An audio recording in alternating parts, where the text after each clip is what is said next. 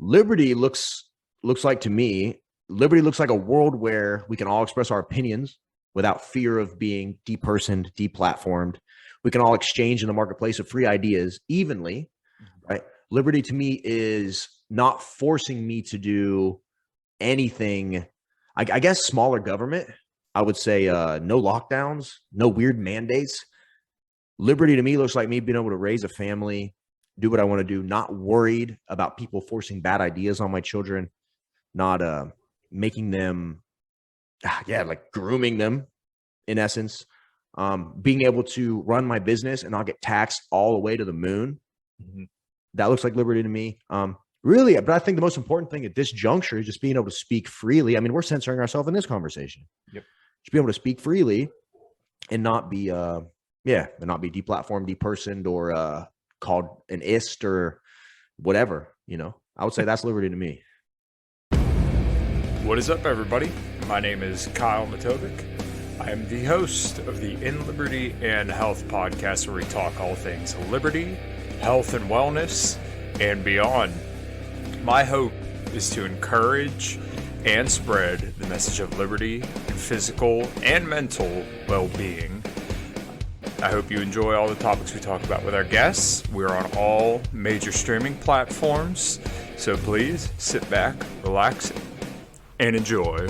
Man, I'm doing as good as anyone can do, getting buried by his 13-year-old son on leg day. I'm not going to apologize for not being on this podcast because I got to go see Metallica. So if that's a problem, kiss my ass. Okay? All right. All right, everybody, this is In Liberty and Health, episode number 146. I've been looking forward to making this happen for quite a while. I got the man himself, Remington James, on. How you doing, dude? Hey, I'm doing pretty good. How about yourself? Absolutely fantastic. So why don't you give my listeners a brief introduction to yourself? I'm sure everybody already knows you, but go ahead, take it away. Yeah, this is always the hardest question to answer, because I've been asked this at multiple points on multiple podcasts or any time I'm doing like an interview. And it's so weird explaining yourself and what you do, because so in a nutshell, and nobody knows what I do, my biggest thing would be YouTube. So a lot of people know me from YouTube videos about fitness, about dieting, about meal plans, about recipes, all sorts of stuff. But like when people ask me what I do out in the real world that maybe aren't super in tune with YouTube, it's like I don't say YouTuber because it doesn't sound like it legitimizes everything I do. So like I like the term like entrepreneur, I suppose. But I own a protein bar company called Anabar. We have expanded rapidly in the last 2 years. It's going. Anabar should be in every Trader Joe's nationwide before Thanksgiving, as long as everything hits. But it's going to be right around that time. So like entrepreneurial stuff, content creator, lift weights, fitness, health, hashtag podcast. Yeah. Unless there's anything specific you want me to touch on, but there's lots. I do lots of stuff. Yeah, dude, that's a great introduction, actually. So you're also an entrepreneur, as you kind of mentioned, and I've heard your story told on other podcasts. So it sounded like you kind of, I don't want to say had like a rough childhood growing up, but you were a little bit of a troublemaker, as I think most of us, younger dudes were. For sure. If you want to, go ahead and lay out some of your story and kind of where you came from, because I remember you mentioning like some rough points kind of along the way. And it seems like, if you look at your background, it looks like you live in a beautiful house now. So it seems like you've come a long way and done really well for yourself. Right. Yeah, it's, my life story is pretty extensive, but I would say I grew up in a small town in Southern Ohio on the border of West Virginia called Logan, Ohio. And, when you grow up in I'm not sure if you're from like a small town or, so like to where like everybody knows everybody, if you're dating a girl, she's probably dated 5 other guys that, really like, everybody knows everybody, everybody's, all that stuff. So from a really small town and, growing up, I would say single mom raising 3 kids, and I was like the oldest, but I was also like, I really do think like not having a father in the home all the time is really bad for young men. Yes. I really do believe that. And I think, because my dad was still in my life, but I was seeing him every other weekend. And a lot of it was like, I'd go there, I lock myself inside, I play video games. I wasn't, my dad did good, but not having a full-time father in the home, I think it led to me being more of a troublemaker, and not even really a troublemaker in that like I was stealing or doing anything crazy. I was just like a class clown. I wanted to skip school. I didn't want to listen to authority, anything like that. So get through high school. I was always like, I would consider myself, I was fairly intelligent, but I never really applied myself. You know, I would sit and I would play. I was like addicted to video games in high school. So it was like I could sit. At one point in time, I was #1 in the world at Halo 2. Oh my God, no shit. Yeah, swear to God, but I cheated to get there. So I was good, but I cheated to get there. I had 2 Xboxes, 2 copies of Halo 2. Well, my brother had an Xbox. We had 2 copies of Halo 2. And back then, if anybody remembers this is like, honestly, I think back to these times very fondly. But like Halo 2 was like the first big online matchmaking game that really came out. Xbox, put like Xbox Live on the map. And I remember taking my brother's Xbox. He wasn't really playing. I had 2 Xboxes in my room, 2 TVs, 2 copies of Halo 2. I modded one Xbox, had it modded, soft modded. So the way that worked back then was the downloadable content. It was one of the first times games had downloadable content. So you had the games on the maps on the disc for multiplayer. You downloaded a bunch of downloadable content maps. There was a hack. You could hack your Xbox. And the downloadable content maps, you could actually apply mods to. So I couldn't cheat against anybody if I was playing on a disc map. But the downloadable content ones you could. So I had multiple Xbox Live accounts, a dirty one and a clean one. So ones I would never cheat on, and then ones I would like go in and just cheat and level them up. And back then the ranking system was now like if you play Call of Duty, you can just kind of play forever and you always level up. Back then it was like true skill matchmaking. So like if you had a level 20, there was all the way up to 50, but there was a point in time where like if you had a level 20, you were really good. And getting up into those high numbers was really hard to do. And they had these cool little symbols that the higher you got rank wise, you could end up with like a crescent moon and a solar eclipse, and it was next to your profile at all times. So it was like, as a kid, it was like driving the Lamborghini around online, because when that's your life, right? So I did, I was #1 in the world in head-to-head. It was a one-on-one matchmaking playlist. And what I would do, I would go in, I would cheat and just destroy people, like jump to the ceiling in one jump, 360-degree sniper rifle, go through walls, like just crush them. And then I had a firewall called Zone Alarm. I would turn that on. I could get it to where when I took both Xboxes into head-to-head matchmaking to match with each other, the firewall would block any IPs but my own, and it would force us into matchmaking with each other. So I would take one account clean, level it all the way up, like win off the other account, then cheat it back up, then win. And I had at one point, like one account was #1 and one account was #6 in the world from doing that. And it lasted like 2 weeks and I got banned. But that was a tangent. But I was going to say, so played a lot of video games, got in a lot of trouble, almost didn't graduate high school. Not really so much because of my grades, because I think I just ended up with like a 2.8 or something, but it was more or less I just wasn't showing up to school. I was skipping school all the time. So I end up graduating. My mom's like, I'm going to make you go to college. Well, back then that's like what you heard, right? You had to go to college to be successful. You had to leave. You had to do all this stuff. But it was like right before I left for college, we went on my senior trip with all my buddies, and like my best friend died on our senior trip. Fell out of the window of our hotel, like 12 stories, and died. So that really kind of like fucked me up pretty bad. Am I allowed to cuss on here? Yeah, dude, you're good. Don't worry about it. Okay, yeah. Fucked me up pretty bad. So it was like, that happens. We come back. There was a lot of drama surrounding that with my friend group at the time, because what had happened was we had went down in 2 separate cars, a bunch of us, right? With the idea that one of our buddies that was going down, he had to like make it back at a certain time to catch a flight to go with his girlfriend on their like family trip. So we planned originally, it was like, I don't know, like let's say like a Tuesday through Sunday type trip. Well, another group of our friends, the other half, they had a little extra money, and they were like, well, let's just say for like an extra day, like we're driving, so we can just leave like an extra day. And essentially we left that morning. We're literally Myrtle Beach from Ohio. We're like 15 minutes from my house, and I get the text like, Corey's dead, etc. So everybody was really drunk. So what happened during that process was we ended up, I don't want to say disowning is not the right word, but like no one could give us a clear answer on what really happened. Everybody was really drunk, and we're like, well, did he, because there was like rumors like they were wrestling up there, and then he kind of got pushed, boom, fell through. There was rumors that he walked up and banged on the window and it broke, and like there's all this shit. No one could get a straight answer. So it kind of fractured our friend group. And it was shortly after that I moved to a different city to go to college. Didn't know anybody, had no friends there, nothing like that. So where I'm from, prescription pills and drugs, like they're huge. I want to say that Hocking County, where I'm from, is like, I've heard forever. Now, I don't know if this is just conjecture, but I've heard forever that it's like one of the #1 places for heroin and opiates. It's right along Heroin Highway that ran up through Florida. So moved to college, don't really know anybody, really depressed. Like my friend dying really messed with me. I remember sitting there listening to music, songs we used to listen together. I would just bawl my eyes out, alone, never really growing up and having a whole lot of responsibility. It's kind of, you know, at 18, they say you're an adult, but I sure as hell didn't feel like it. Yeah. Sure as hell. So I would go back home. I would buy like prescription pills, stuff like that, take them back up to the apartment and just get high.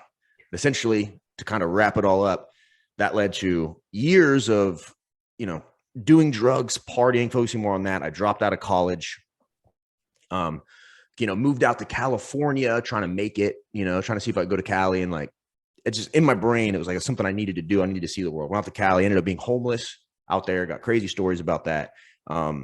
Never had to sleep on the street though, thank God. I was always a good enough talker that I could convince people to let me stay with them. So it wasn't all bad. But I moved back, had basically nothing. You know, my family, they don't want to say they disowned me, but my family had, you know, really thought I fucked up. I mean, I was in college, dropped out, gave away all my shit, moved back, whatever. Came back like a dog with my tail between my legs. And I was talking to my mom, and she's like, well, school's not going to work out. You need to start working. That's it. And I remember filling out job applications, and my sleep schedule was so messed up. I remember I had an interview at Finish Line, right? And it was at like 9 a.m. And at the time I was staying up till like 6 and 7 a.m. and like sleeping until like 4 and 5 p.m. just playing video games. I remember going to that Finish Line interview. Like I don't think I even went to sleep that night because I was so nervous. Like 9 a.m., which I'm just as tired as I can be, like literally about to pass out. And this lady's asking me questions about this job, and I'm just not good at answering them. And I remember leaving there like, I didn't get that job. Of course I didn't. It was so bad. But I eventually got a job because, you know, when I moved back from California, my confidence was in the shitter because I was like, you know, posting on Facebook, like, I'm moving to Cali, I'm making the dreams work. And then boom, I moved back. It was a complete failure. So I was applying for jobs, got one at a gas station. I was working at a Circle K. I think at this time I'm like 19, working at a Circle K gas station.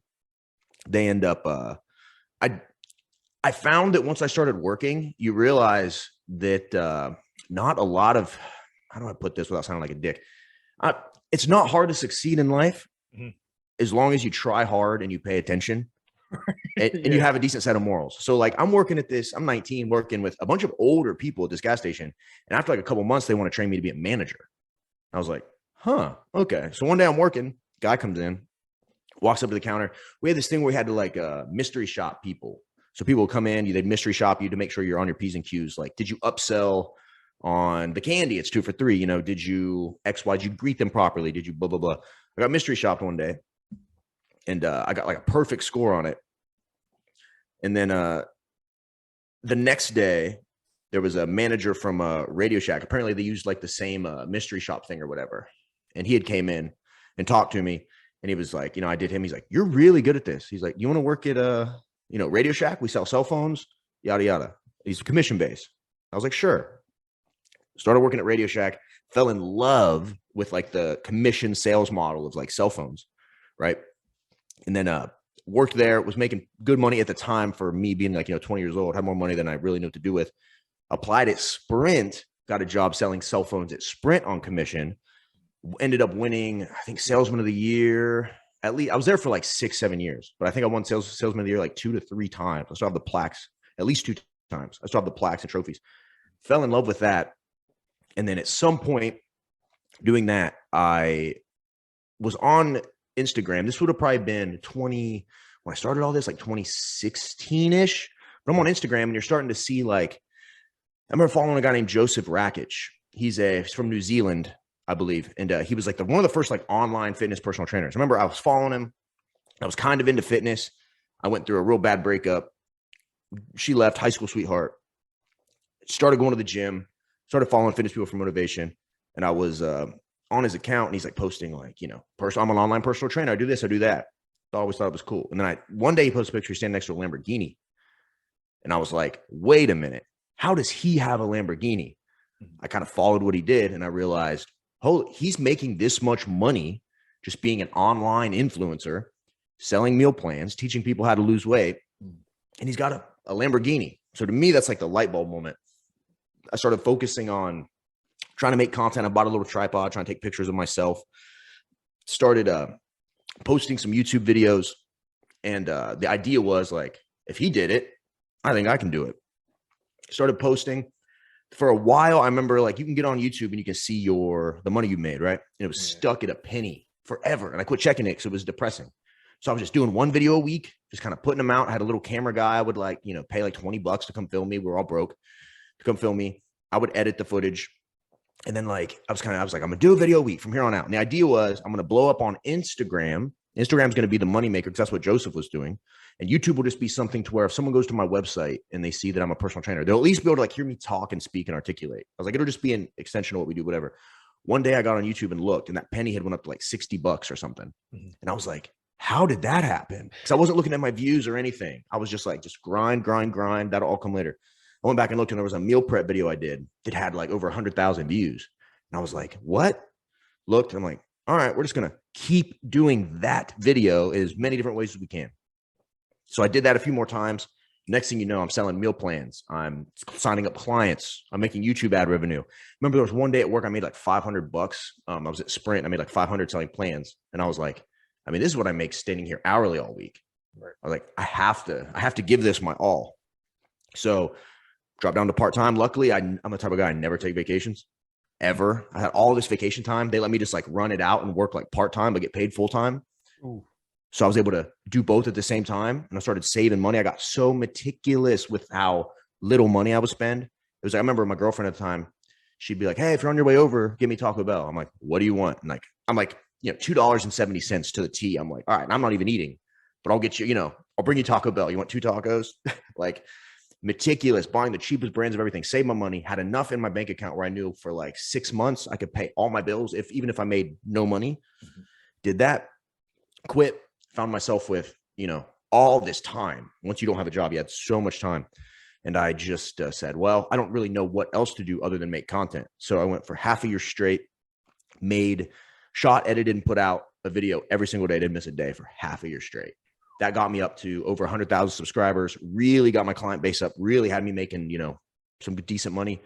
And then from then, it's just kind of been, continuously posting. There's been roller coasters of ups and downs and left and rights, but at the end of the day, hard work worked. Yeah, well, to kind of know what you were saying there, it sounds like you delayed a lot of gratification. And one thing that you had mentioned earlier was the lack of a father in your life. And a lot of your story I kind of resonate with too, because I was a little bit of a hellraiser in high school, always getting sent out of class every single day. And like my dad, same as yours, was kind of in my life, but not like in that much, where it was like, okay, Wednesdays, Sundays, I'd go hang out. But he was a very, very good role model for me, but I feel like if he would have been more present, more consistent in my life, then perhaps I would have been a little bit more disciplined, which I'm very disciplined now, but it took me a long time being an asshole to figure out that like, this is what I had to do. So when I was like 17, I started working at a dealership, and it seems like you kind of did the same thing. Like once you finally had like a purpose, you figured out, oh, this is what I have to do. And this is kind of like what I was, this is what I needed to really establish who I am. So once you had that, you were able to, you had an axe to grind, so you had something to just do, and you weren't out there raising hell. You were actually contributing something. Well, I think a lot of what we see in society right now is that a lot of men in particular don't have any purpose. Right. You have parents that are removing every obstacle and every struggle off their kids' plate. You have social media just melting your brain cells minute by minute. And these kids are so wrapped up in it.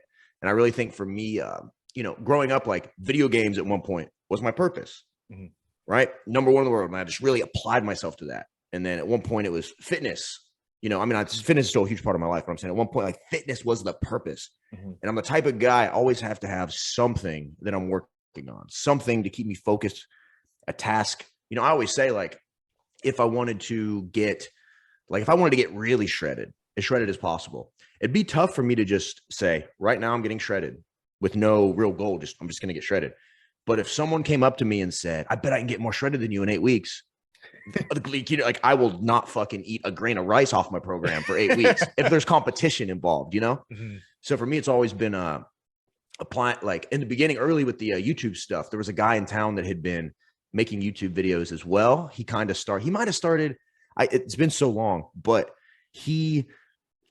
we got into like a competition when we started posting. He had like made a post saying that because he had done YouTube videos like before me, like a couple weeks before, and they were atrociously bad.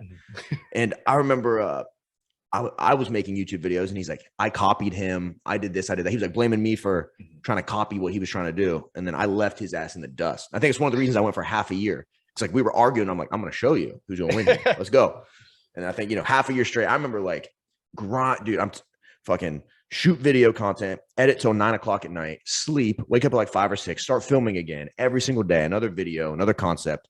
That was a grind. But sometimes I think you got to put in that time, that grind time. You got to be willing to give up shit that, the temporary pleasures that are there right in the moment. You got to sacrifice some of those to just put that work in, and make your shit happen. Well, one thing that I found very helpful with your channel is, and we can talk about this in a few minutes about like the carnivore diet, but when it came to like the way you design your cookbook and some of your recipes, that was very, very helpful for me, because I was black and white with carnivore, where I would be good for a week or two and then I would just all out fucking binge, right? Mm-hmm. My fiance, I would go out to eat, and that fucking 2 pieces of cheesecake at the Cheesecake Factory down, and all the alcohol, and then I'd feel like shit the next day. So one nice thing about your cookbook, and I kind of want to hear about the genesis of this, was that you don't have to sacrifice those foods. Like literally last night, I made air fried Oreos for my fiance and I to enjoy. Nice. Yeah. And like looking back 3 years ago, I lost 70 pounds, right? I mean, I was 250 pounds. I'm about 6 foot ish. So I was a pretty heavy set dude. Man. Oh yeah. I've seen your, on Twitter, I've seen some of your before and afters. Yeah. Looking good. Thank you. I appreciate it, dude. So losing all that weight, I look back now, I'm like, holy fuck, how bad did I actually like put back my physical fitness and overall like being by just having this black and white mentality with nutrition? So this is kind of why I like weighed people away. Every time, the popular thing now is, hey, let's do keto, let's do carnivore, so that way I can lose weight. I'm like, well, why don't you just try to do like a little bit more of a moderate approach? Like you could still have this stuff, like the stuff that you cook, and maybe you could still lose the weight and still have stuff that you can enjoy. So I guess that's kind of a long tangent to ask you, what was the genesis for you making the cookbook? All right. So the way the cookbook came to be, I moved to Texas at the end of 2019. So small town, like I stated earlier, everybody kind of knows everybody. And for a while, I was just getting this feeling that I was limiting myself being in such a small area. And I knew I wanted to move. I had, I loved where I was from. I had a lot of fun there, but I just knew deep down that I was sacrificing something staying there. Because I'm love to drink, love to go out, love to see people, but you're going to the bars, you're seeing the same people doing the same thing weekend after weekend. Nothing changes. Another person gets divorced, another person, just like same shit. So I really wanted to move. We originally looked at LA was the original move. Thank God that didn't happen. Right. But went out there and looked at LA. It was pretty expensive for like what you were getting. And then I knew down here. So I'm in Sugar Land, Texas, which is like right outside of Houston. I'm like a 25 minute drive away from like downtown Houston. I'm in the suburbs. Love it here. But my business partner, Ankram, his girlfriend is from here. But it just so happens Christian Guzman with Alpha Elite lives here. Max Tuning with Sour Strips lives here. Shali Coker. Everybody was moving here because this is where Alpha Elite Gym was. You could film in there and do all that. So it seemed like a pretty cool place. She had vouched for it. Came down here and visited once. Fell in love. So moved down here October 1st of 2019. Moved down. Just kind of doing my channel business as usual. Filming videos, more vlogs at the time. Fast forward to March. Pandemic hits. Boom. Everything locks down. My content was vlog focused. So it was go to the gym, film how I lift, go, take the camera with me and go places. Well, everything disappeared. And like everything I could go do, like disappeared. I remember like one of my final vlogs I made during that time was like going to Walmart and just looking at the shelves being bare. And I was like, what am I going to do? Like, how am I going to create content? And I'd been making recipe videos before that, but a lot of the recipes before that were just like Google something that someone else is, like an idea that someone else has and just make that video. Like at one point I had a assistant and it was like, all right, get online, find recipes for me to make on the channel. There was almost, to me, recipes used to be like the easy content. Just, someone made protein cookies. I'm just going to make those protein cookies for the channel. So at this point in time, I just came off a cut and I was it was like probably the leanest, best shape I've ever been in my life. And I was middle of the pandemic, I'm at home. I'm drinking a lot, like by myself. I don't know anybody. I had moved down to Texas with my best friend. We both had apartments in the same apartment complex. He moved back in December for a relationship. So I'm by myself, new city, don't know anybody, was kind of meeting a few people, but then pandemic. all by myself, drinking, whatever. I let myself get pretty out of shape for me. I was pretty fat. And then I had found Greg Doucette on YouTube, and I started watching his videos. And in the beginning, and he was like, basically, because you have all this bro sciencey shit that's in your head. Like, there's no way you can lose weight eating white bread. There's no way you can, you got to eat just chicken. And you got to eat clean. Yeah, you have to, right? And then Greg's like, no, all calories are created equal. Doesn't matter where it's coming from. As long as you hit the macros you need to hit and you eat enough protein, you're going to be fine. So I started following his diet. He had a couple like recipes, like the French toast and stuff like that. Started following it. And then for some reason, something in my brain clicked. Because for me, it was always like all or nothing. I was either being 100% clean, on point, getting lean, depriving myself, not going out, staying home, not going to dinners, and shredding, or it was just like a shit show free for all. And every time I would get that lean, I would end up rebounding, eating a bunch of bullshit, and then gaining all the weight back. So when I found Greg's style of doing things, something in my brain clicked, and I was like, wow, I'm eating pizzas. I was making like healthy pizzas with fat-free cheese. I was eating the French toast. I was making like fried chicken in the air fryer, things like that. And I was like, it blew my mind that it was this easy. Once you got rid of all the bullshit and the only things you focused on were what are your calories at and how much protein you're eating in a day. So if I eat, 2,200 calories and I get at least 200 grams of protein, no matter how I get there, my body's going to change. And that just completely blew my mind. So I became obsessed with this idea that we could take food, make it a better way, load it down with protein, and you could still see results. So I started filming like these pizzas and things I was making. And then I was like, you know what? Like, we're in the middle of a pandemic. I can just let's just do recipe videos. So I started dropping them, and I put out an Anabolic like Oreo McFlurry video. That thing blew up. A bunch of other people started making it, doing things like that. And I saw all the traction it was getting. And I was like, well, I got 70 recipes. Let me put out a cookbook, because Greg had a cookbook. People were buying it. And I was like, I can put all these recipes in one place. All this stuff I'm figuring out. Boom. So remember, I launched the cookbook thinking I might sell, a few here and there, nothing crazy. And boom, ended up being a $1 million idea. I've made $1 million off that cookbook. Oh, holy shit. Yeah. Yeah, literally made $1 million just off the cookbook. So I always try to tell people to this. It's like, it's the same thing with Anabar in a lot of ways. So it's like, you're going to put stuff out and there's stuff you're working on that in your brain, you're not thinking this is going to be the thing that makes me a millionaire. This is going to be the thing that's going to blow up. This is going to be my, whatever. Everything for me that's been the most successful is shit that I thought was going to just be a little add-on that people would kind of like, make me maybe a few $100 extra a week if I was lucky. Like the protein bars, Anabar was originally our supplement company. We were like, if we get a protein bar on our lineup, it's just going to increase overall cart value, the amount that people are buying. It'll give someone else something to buy. It's just diversifying the lineup. Little did we know we would launch and sell out in 20 minutes and do $250,000 in sales. Little did we know. So it's like, you never really know what's going to be that thing, but just pay attention. And as you do shit, you'll notice some things will go more than others. And then once you see what that, once that fire is lit, you got to just focus. So yeah, middle of pandemic, put out the cookbook, started eating completely differently, started making videos about that. My channel went crazy. And yeah, dieting now for me is just my whole mind's changed, because I think so much of diet culture and all that, no one really wants to do the actual work of learning how any of this shit works. People want you to say, they want to be as easy as possible. They go carnivore, just eat meat. Think keto, just eat, no carbs, keto. People want these quick things, but at the end of the day, everybody needs a certain amount of calories. Everybody's got a little different total daily energy expenditure, but everybody's going to need a certain level of calories to maintain their weight. Eat a little bit under that, eat enough protein. It's really that simple. I mean, I noticed no difference really, maybe a little bit of water retention difference, but ain't nothing I can get off in a day in the sauna.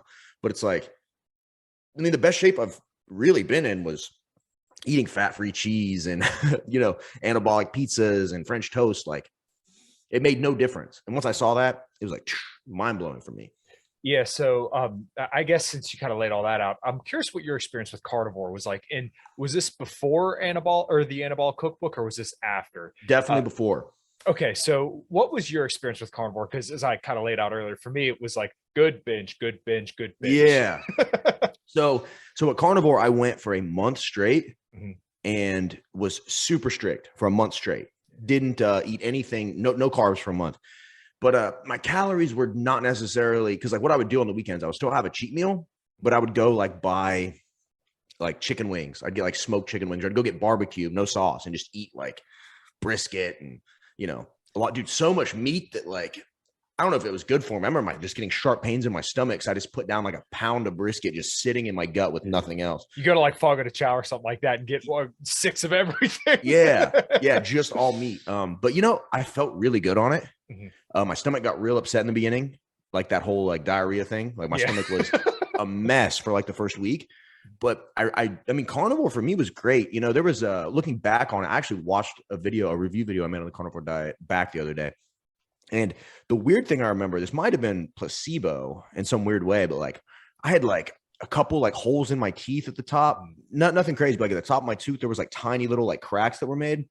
And I swore when I was on carnivore, those were like healing, which doesn't even sound real, but I swore like, I was like, these were there and they're not there anymore.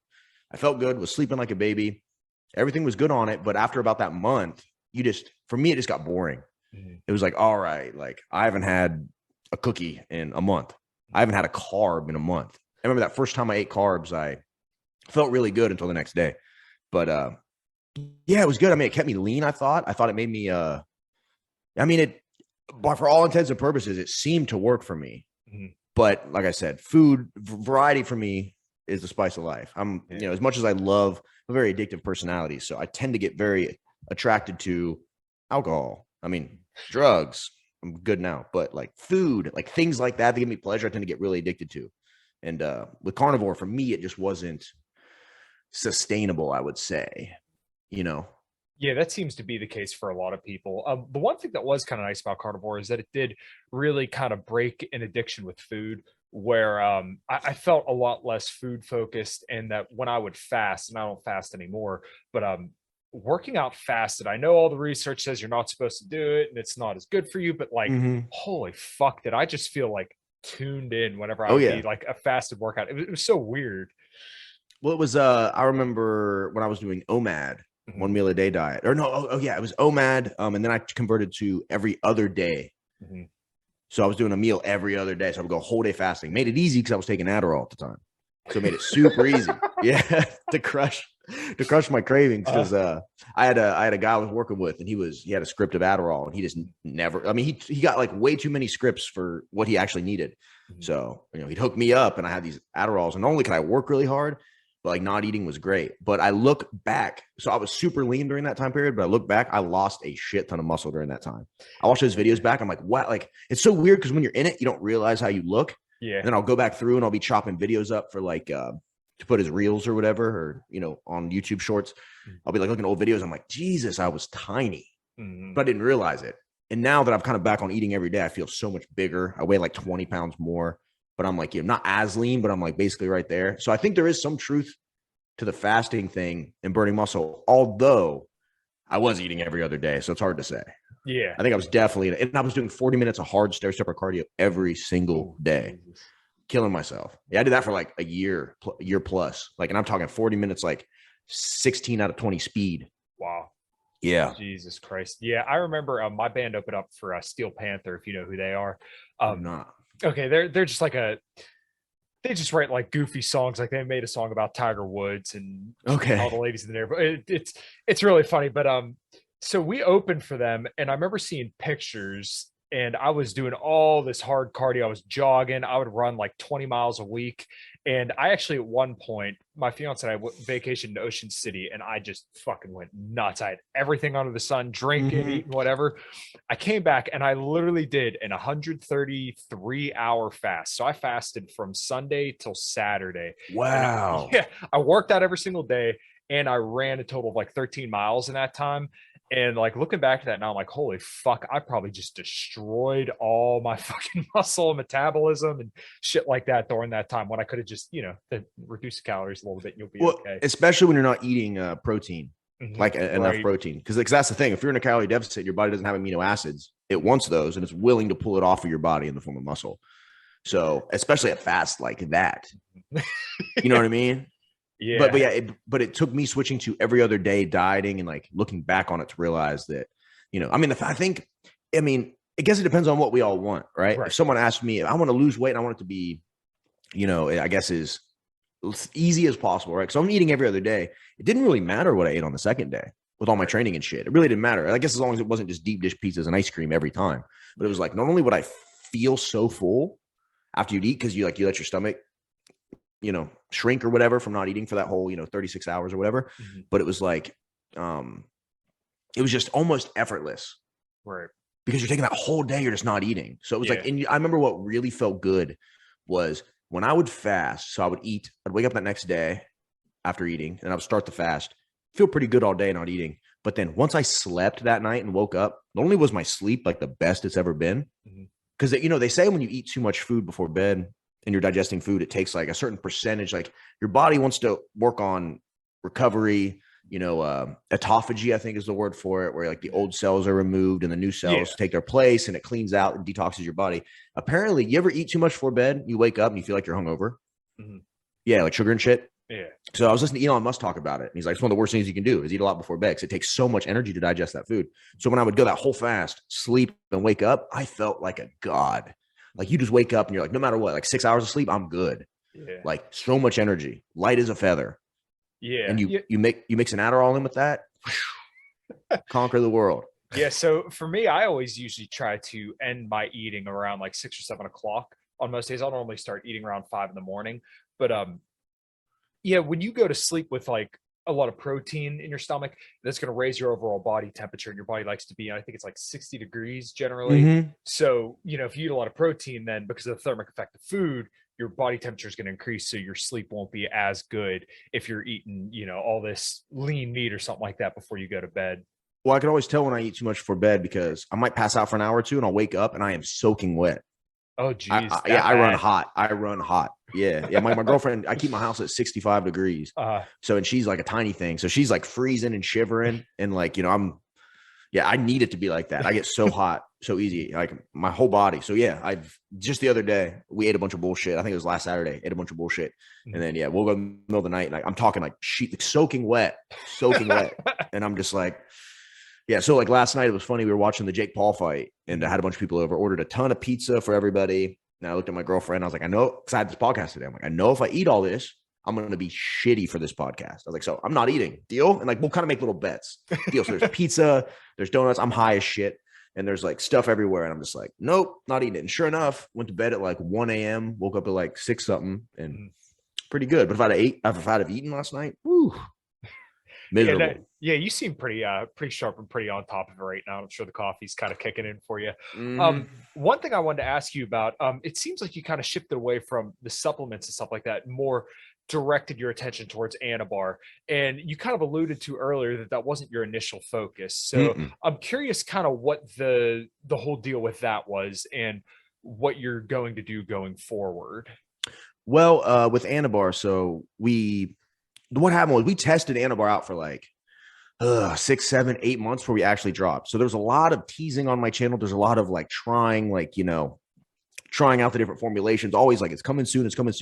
Did a lot of teasing. So I really think if you have a social media platform and you're going to drop something, because I learned this from Max Tuning, you really just tease the shit out of it. Give them a little bit all the time. Keep them interested for as long, because he did that with Sour Strips, and his first launch was incredible. So you kind of tease it, and drop.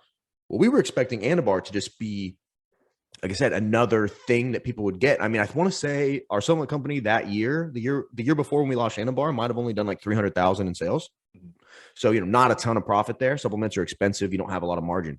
So, it was enough to where the supplement company was, the company was self-sufficient. It was making enough profit to continue operating. We could, pay for the Anabars without putting our own money in, but it wasn't something I was making any personal money off of. We took zero money out of that. I just actually started making money from Anabar like 6 months ago. Wow. So, because the whole time with this business, me and my business partner started it, Ryan Ankrum, we both always said like, we both have our own shit going on. I got my YouTube channel. You have your YouTube channel. You have what you do. I have what I do. Neither one of us need this money at all. We don't need it yet. So let's just put all the money back into the business. So we drop Anabar March 19th, 2021. Yes, March 19th, 2021. I'm teasing it this whole time. I'm thinking like, hey, this is just going to be, we might have this first drop. We're going to sell some of them, but, we have enough bars. We shouldn't have to reorder for a while. I think we had 2,000 boxes of each flavor of all 3 flavors. So 6,000 boxes. Been teasing it. We get up close to the launch. We know the launch is coming. We finally got it. I've been teasing the shit out of it. I'm sitting here at my computer. We drop. It was like 10. It was like some weird thing. Like it was dark out. So it was like 8 or 9 o'clock at night on like a Thursday or something. I remember sitting there and I'm looking, and Shopify, you can see how many people are waiting on your site. I'm like, there's 500 people waiting on our website for this drop. We drop, and I'm just watching the sales go $10,000, $20,000, $30,000, $40,000. And me and him sat there, and I think like over the course of that like whole weekend and everything, because we sold out, and it wasn't long. It might have been like under an hour. It's hard to remember, but it was quick. And then boom, we just saw that number up there, and it was like over $200,000. And remember me and him calling each other. It was like, you felt like you wanted to cry. And I was like, I've never seen anything like this. I've never it really clicked, because you see like all these companies, let's say Anaka, like companies down here specifically, Anaka Power, Sour Strips, Alpha Elite, they have this like launch culture, new launch coming, tease it, drop. Everybody feels that sense of like they might miss out. They want to get there. There's like a scarcity element to it where like you don't want it to sell out if it keeps selling out, whatever.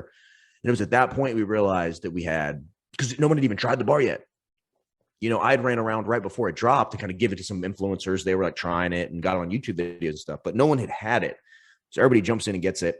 The bar ended up, I guess, exceeding everybody's expectations. And then after, we had another drop, sold out, added another flavor, sold out. And then we started looking at the overall business as a whole. And right now, Anabar is 99% of all of our sales. The supplements are like 1%. So I think this year we're going to finish a little over 5, maybe 4.5, 5 million in sales for this year. And we launched last year. So last year we finished a little over 2 million. So this year we're going to be like 4.5, 5 million. We'll be in every Trader Joe's nationwide, hopefully before Thanksgiving. And we decided to look at everything and we go, okay, Anabar is definitely the product that's making the money, the one that everybody wants. The supplements were always kind of an afterthought. Like I never really liked the branding. I never really liked, the formulations were great. They were great supplements, but it was never, and even then, like it was a hard sell for me because I've been very self-sufficient with all the content I make. So I've never really had full-time camera people. I've never really had people to film me go work out. So for me, what was the easiest thing to do? Make recipes in my kitchen. That was easy to edit, easy to shoot, evergreen content. So people will always like a recipe video is still good 5 years from now. Right. A vlog isn't. Like a workout probably isn't. And there's so much oversaturated workout content in general. So pitching supplements was much harder than pitching a food product with what I did. So I think it was like the perfect stars aligned moment where I'm teaching people how to eat healthy and all this stuff. And then we have a kick-ass product that tastes incredible. So we also have an amazing product. And then when people are already on my channel for food, they're getting the pitch for another food product. Bada bing, bada boom, stars aligned. So yeah, at this point, we are almost sold out of all of our supplements. We're going to do a rebrand. So we're going to take all the supplements, originally Final Boss Performance, back to my video game roots. We're going to wax that brand entirely. And then Anabar will come out with its own line of like protein powders and other things like that. But we decided, with the supplements taking such a small percentage of our overall revenue, it's not even worth wasting the time, the thought, the energy, anything on doing that. Instead, we need to go balls deep on Anabar, which we decided that maybe, 6 months ago to really take that hard pivot, 6 months to a year ago. And one of the best decisions we ever made because Anabar continues to grow. Everything, we keep dropping new flavors. We got some crazy shit in the works right now. Nice. And we just launched in Canada. So we had no way to get our bars because it was not feasible to ship to Canada. Mm-hmm. It's just not. It's too much of a hassle. Shipping is way too expensive. If someone orders off our website, we got to ship it to them. When you're talking $30 box of protein bars, $40 shipping, takes 2 weeks to get. You got to deal with all the other bullshit if it gets lost or anything like that. Mm-hmm. So we got a distributor up there. So Popeyes is one of the biggest supplement just like stores up there, like how GNC's big down here. Yeah. They have like a place called Popeyes. So we got into a distributor up there. Now we're in like all the supplement stores up there. So we're flooding Canada. We just got with distributors down here. So now we're in like all the Gold's gyms around the country. Mm-hmm. We have the Trader Joe's deal. We're working on Walmart and Kroger right now. We got to prove ourselves essentially through Trader Joe's, and they might pick us up. So just working on expanding and taking over the protein bar world. What's up, everybody? We're going to take a quick break and tell you about the show's sponsors. We are brought to you by LMNT electrolytes. I've been using this stuff for years, and what I've honestly found is that if I didn't have electrolytes before some kind of cardio, and sometimes even before workouts, that my workout performance, or definitely cardio performance, would suffer greatly. Sodium is responsible for every single movement pretty much in your entire body, and let's say you drink a lot of caffeine like I like to do, then maybe it is a good idea, like I do every single morning, put some LMNT chocolate electrolytes there in your coffee to get a little bit more sodium, potassium, and magnesium in your coffee, so that way whatever diuretic effect you get from the caffeine is pretty much diluted by the fact that you put chocolate salt in it. Also, it tastes really, really good. Get some chocolate cream or hazelnut cream or even coconut, and mix that all up. It tastes really, really good. So yeah, make sure you drop by, go to drinklmnt.com/inlibertyandhealth and pick you up some electrolytes today. All right, guys, thanks. Mhm. Nice. Yeah. Wow. Yeah. That's a whole hell of a lot. And that's, you literally more than double your performance with the protein bar. And I knew that they were good because funny enough, my dispatcher at my job actually kind of gave me a taste of the Anabar, and he gave me an Anabar. I'm like, holy fuck, this stuff's really good. Like, I was already listening to you and checked out your stuff prior, and I'm like, all right, well, I'll get them. And then that kind of propelled me to do it. And I think it was the fruity cereal one. That's a good one. Yeah. Oh yeah. My fiance is super picky, and she took some of those. She's like, wow, this is like really good. So I was like, all right, well then we're just gonna have to get more. And unfortunately, she has a gluten allergy, so there's only certain ones that she can. Yeah. So yeah, dude, that's awesome, and that's all fucking really good stuff. So kind of pivoting to some spicier stuff. You had loosely talked about 2020. You were in Texas, right? Yes. In March of 2020. Yes. So I love asking people this question because depending on where you were, and for a lot of people, this is really like a change of their life. So I'll kind of lay out what happened for me.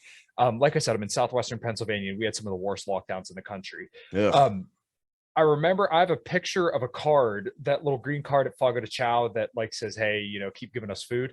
I have a picture of that, and I hope I never lose it because I'll never forget getting a text on my phone. We both had like drinks on the table, and then it said Pittsburgh now declares a state of emergency.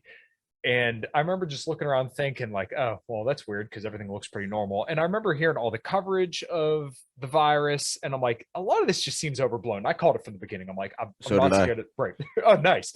So everything I was hearing, like even the people who are more liberty minded and kind of like in my general space, they were like really freaking out about this. I'm like, something just does not seem right here.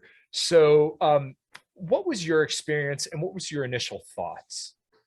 All right. So crazy thing was, I knew about COVID in like January before it dropped, because there was all these rumors about a virus going around China. Yeah. I live by myself. I have nothing but free time. I'm on a computer. I'm on Reddit. So I was seeing a lot. So in the beginning, I got pretty swept up in the propaganda. There was a lot of videos of like a Chinese person walking down the street and like falling. There was a lot of really weird videos coming out. Right. So people were talking about COVID. This was before anybody knew anything. I remember being on a YouTube video doing a collab with my business partner, and I had talked about it. I was like, look, there's this virus. It's kind of spreading. There's a chance it's going to come here, and it's going to be pretty crazy. Hope y'all know. I remember the comments being like, you're retarded. You're fear mongering, all this shit. Right. Lo and behold, a couple months later, everything starts popping up. We start seeing about COVID. And at first, everybody was really scared. And I get there was a point in time where we didn't have enough data. Being scared was probably the smart decision until we knew more. But very early on, I was just seeing, I was hearing, all right, so if you're young, it's really not going to do too much to you. If you don't have any, the average person that dies of COVID has between 2 to 3 comorbidities on average. So they're overweight, diabetic, they have something else going on. And I just one thing I always said in the beginning, because, that first month, I always hated masks, by the way. I despised masks. I hate them. I was one of the only people walking around here without a mask on. I would go into stores without one. They would try to get me to, and I would just shrug them off. And sometimes they would force me to. I wasn't an overall dick. If I was getting on a plane, or my vet's office was a bunch of older people that worked there. So it's there were certain places where I would do it just out of the kindness for other people. But at the grocery store, any of these places, I would not do it. I remember early on, it was like maybe like, a month into it or whatever, I'm starting to hear some of this data. And I was like, I don't think this is that big of a deal. And I remember stating that, all right, like I would tell people this because like, families freaking out. You have certain friends freaking out. And I was like, look, like I haven't seen anything yet. If this is so bad, where's everybody has a camera in their pocket? Where's the video of the dying kid going, guys, I'm on my last breath with COVID. This is really bad. Where was that? They told us we had a pandemic. I didn't see one ever. I didn't see extra ambulances. I didn't see anybody. I didn't see it ever. And I heard there were some people in my hometown that died and passed away, older, 60s. And they were like, yeah, well, this person passed from COVID. And I'm like, she weighed 300 pounds. Like, my chances I like my chances. Why are we shutting down? Why are we shutting down everything for this?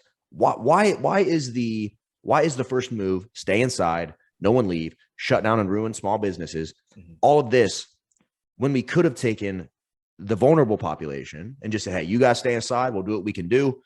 Things like Instacart, things like grocery delivery service, maybe we'll give you a stipend for that. We'll get you your groceries. If you're vulnerable and you really do think you have this, you really feel vulnerable, we can take care of you. But why shut down the economy? Why do all of this? For in retrospect, we were right.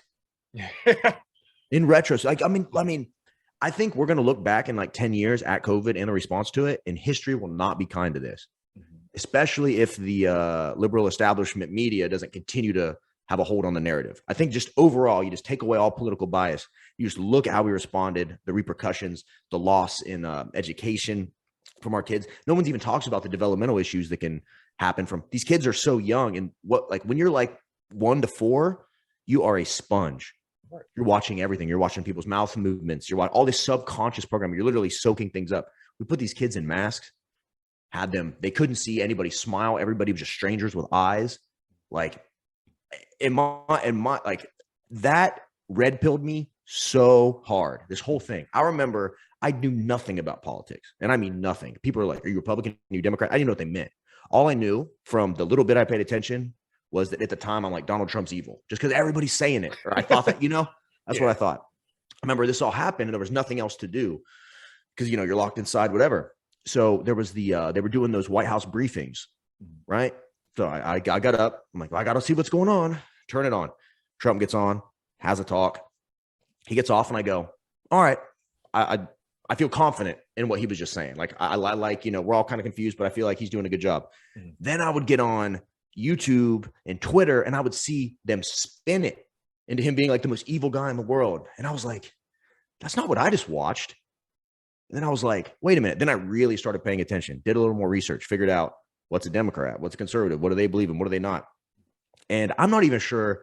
I mean, I'm definitely way more conservative. I'm liberal on a lot of things, but I'm definitely more conservative. But for me, it's the hypocrisy. Yeah. I feel like on the left, there's so much rules for thee and not for me type shit. There's a lot of like blatant lying. There's a lot of, I'm not saying conservatives don't do it, but for some reason, and then we would get into all this stuff like the gender ideology and all this stuff. And honestly, the more time goes by, they say we're all trapped in echo chambers, right? And the reason I probably feel like I do is because I'm in an echo chamber. I watch, I don't know if you ever heard of Destiny. Yeah. Okay. I watch him. I love his points of view on a lot of shit, but it's like, after just seeing how unfair everything appears, like all the, I love that Elon just bought Twitter, but like, the big tech monopoly all has a liberal bias, a man can be a woman, vice, like all this shit that's happening. And I just see it and I go like, that road seems like the downfall of our country. And then I just feel like when I'm looking at both parties, I go, common sense appears to exist more on the right than on the left. And as someone that got completely red pilled right in the middle of COVID, I might've been a liberal 10 years ago, and I'm liberal on a lot of shit, but after watching everything happen, I'm just, it was definitely a political awakening for me. And you're a libertarian, right? Yeah. Okay. I don't even really know what that means. Could you explain that to me? So you have conservative, you have liberal, right? What's libertarian? So libertarians basically believe that, or our founding guiding principles are basically private property rights, individual autonomy. So basically you own the product of your labor and your own body. And then also non-aggression. So as in you are not allowed, and it's morally wrong to aggress upon another, as in force your beliefs or do something to somebody else that they don't agree with. So we believe in voluntary transactions. So basically that's all that there is to libertarianism. Now, when it starts getting into culture, this is where some libertarians kind of deviate. So if you had to put me in one box or the other, I would definitely be more right-leaning. I typically call myself like a socially conservative libertarian because that's where a majority of my beliefs and kind of cultural leanings kind of line up. Right. So I don't like Republicans for the fact that they usually, when they're campaigning and when they're not in office, as soon as they get in office, they do the exact same thing that Democrats do pretty much. Right. And Democrats, obviously, they're just fucking, they're insane, right? And they stand for absolutely everything that I'm against. Yes. Right. They believe in this degeneracy. They believe in telling children it's okay to cut your dick and balls off. That's the worst. That's the worst. Yeah. It's so bizarre to me that we're literally having a conversation in 2022 that, hey, maybe we shouldn't have kids exposed to drag queens, and that it was commendable for Ron DeSantis, governor of Florida, to say, you will not teach anyone under 4th grade about gender ideology. Like, that was a commendable stand. The commendable stand should be, you don't fucking teach kids this shit, period. At all. At all. We're taking so much choice away from the parent.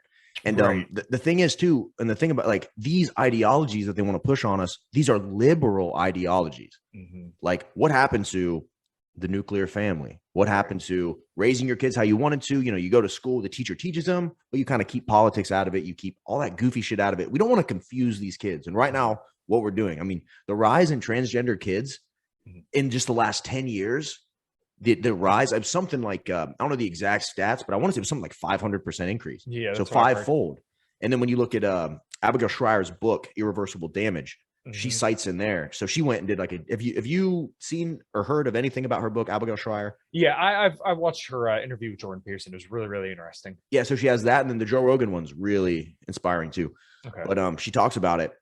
And, because the whole thing is like, there's more transgender people now than ever. And I get that there's certain people that you legitimately suffer from gender dysphoria. Sure. I get that. That is a medical condition, a mental condition. You can get canceled for saying that now, but it's literally up until very recently, that was something that was in the, whether it is that the DSM handbook or on mental health or whatever. Like, if you suffer from legitimate gender dysphoria, you wake up, you're a man, but you literally feel like a woman. I feel sorry for you. And I think we should respect that if you want to do that. Not that I agree with it, but like, you do whatever makes you happy.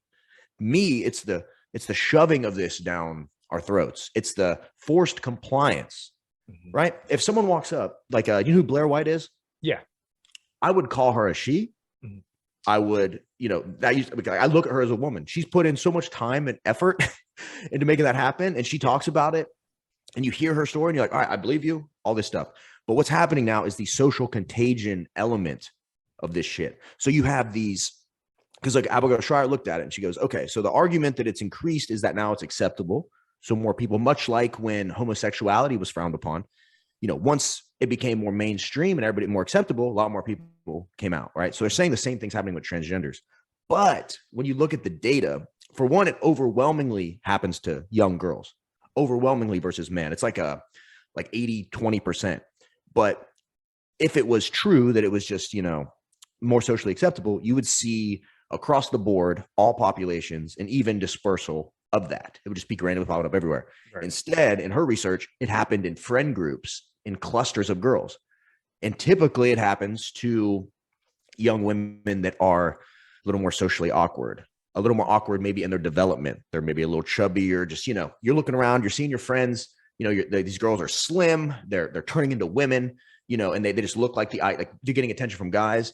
And, we all know, obviously, you're playing this genetic lottery when you're born, but we all knew those people that were just a little more awkward, whatever. And they ended up maybe being in band. They ended up being goth. They ended up finding these little groups where they could find people that they could have something in common with, develop those friendships. Yeah. But there's nothing wrong with that. But the problem is that trans has become just like a new goth. It's become like literally though. It's an identity. Yeah, quite literally. And what happens in her book and what she cites is that you have these young women that have never really gotten much attention, never really been celebrated. They don't really do a whole lot. In the majority of cases, they're helicopter parented. Their parents haven't really let them experience much, whatever. They see one of their friends come out as trans and they get celebrated. You're so brave. You're this, you're that. They get all this attention. One girl sees it. The next girl goes, I think I'm that too. I think I'm that too. And people are looking for answers. I mean, when I was young, I think everybody does when you're young, but you have a hard time knowing who you are. You're growing. You don't really know, who am I supposed to be? I'm kind of unhappy. Things are awkward. You really don't know. And we're getting these kids in that moment where puberty's happening, all these confusing changes, things are just weird, right?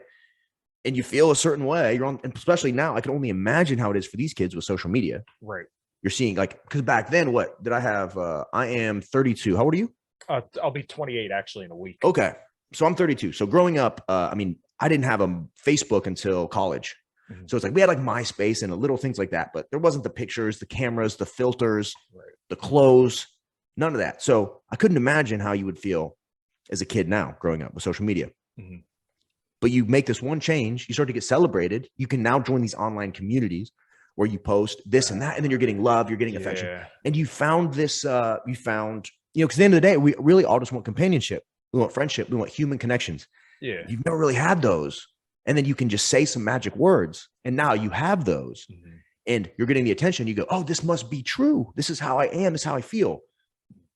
And then eventually, if you see that all the way through, you start the hormones, things start changing, and maybe you were legitimately gender, dysphoric. Maybe you're way happier like this. But there's a reason why the trans suicide rate is the highest out of any group. Right. Because, we are affirming mental illness in so many cases, and we're letting Elon calls it the woke mind virus, but people are getting infected with these terrible ideas, and they're trying to change shit that we shouldn't really be messing with. And I was Douglas Murray, great guy. I bought his book Madness of Crowds, and he talks about this. Is what scares me. He says that like all the great empires, the Roman Empire, all these great empires, one thing they have in common, majority of them, is when they fall and when they fell, the cultures got really obsessed with gender, men being women, and they kind of lost that the masculine feminine paradigm, the yin to the yang. And I think I really think there's going to be a red wave. Is that how you're feeling about these midterms? That's all I'm hearing. By the landscape, and I live in like a more rural area here in Pennsylvania. So, there's literally, when I walk my dogs every single morning, there's Trump flags hanging everywhere. Okay. And I'm not as hopeful as some people because, as I kind of mentioned earlier, typically what happens is that the Republicans campaign really, really well. And as soon as they get in, they cock to the left and everything that they want. So, but I think the problem is that we have this culture war where for 8 years under Obama, everybody was racist, Islamophobic, homophobic, list of adjectives, right? And then that pissed so many people off that there was a lot of crossover from Obama to Trump voters that all these people were like, I'm not a fucking racist, homophobe, or anything like that. So I'm going to fucking pull the lever for this guy because he doesn't hate me. So then they pulled the lever for Trump. And then Trump in 2020 really fell apart because it was like, okay, well, he was for lockdowns and he wasn't. And then his debate performances, he was cutting loose. But then once again, a lot of people are going to look at 2020 and the situation that happened there and say, this is his fault. So let's go for the other guy. And I don't think that was the right response at all.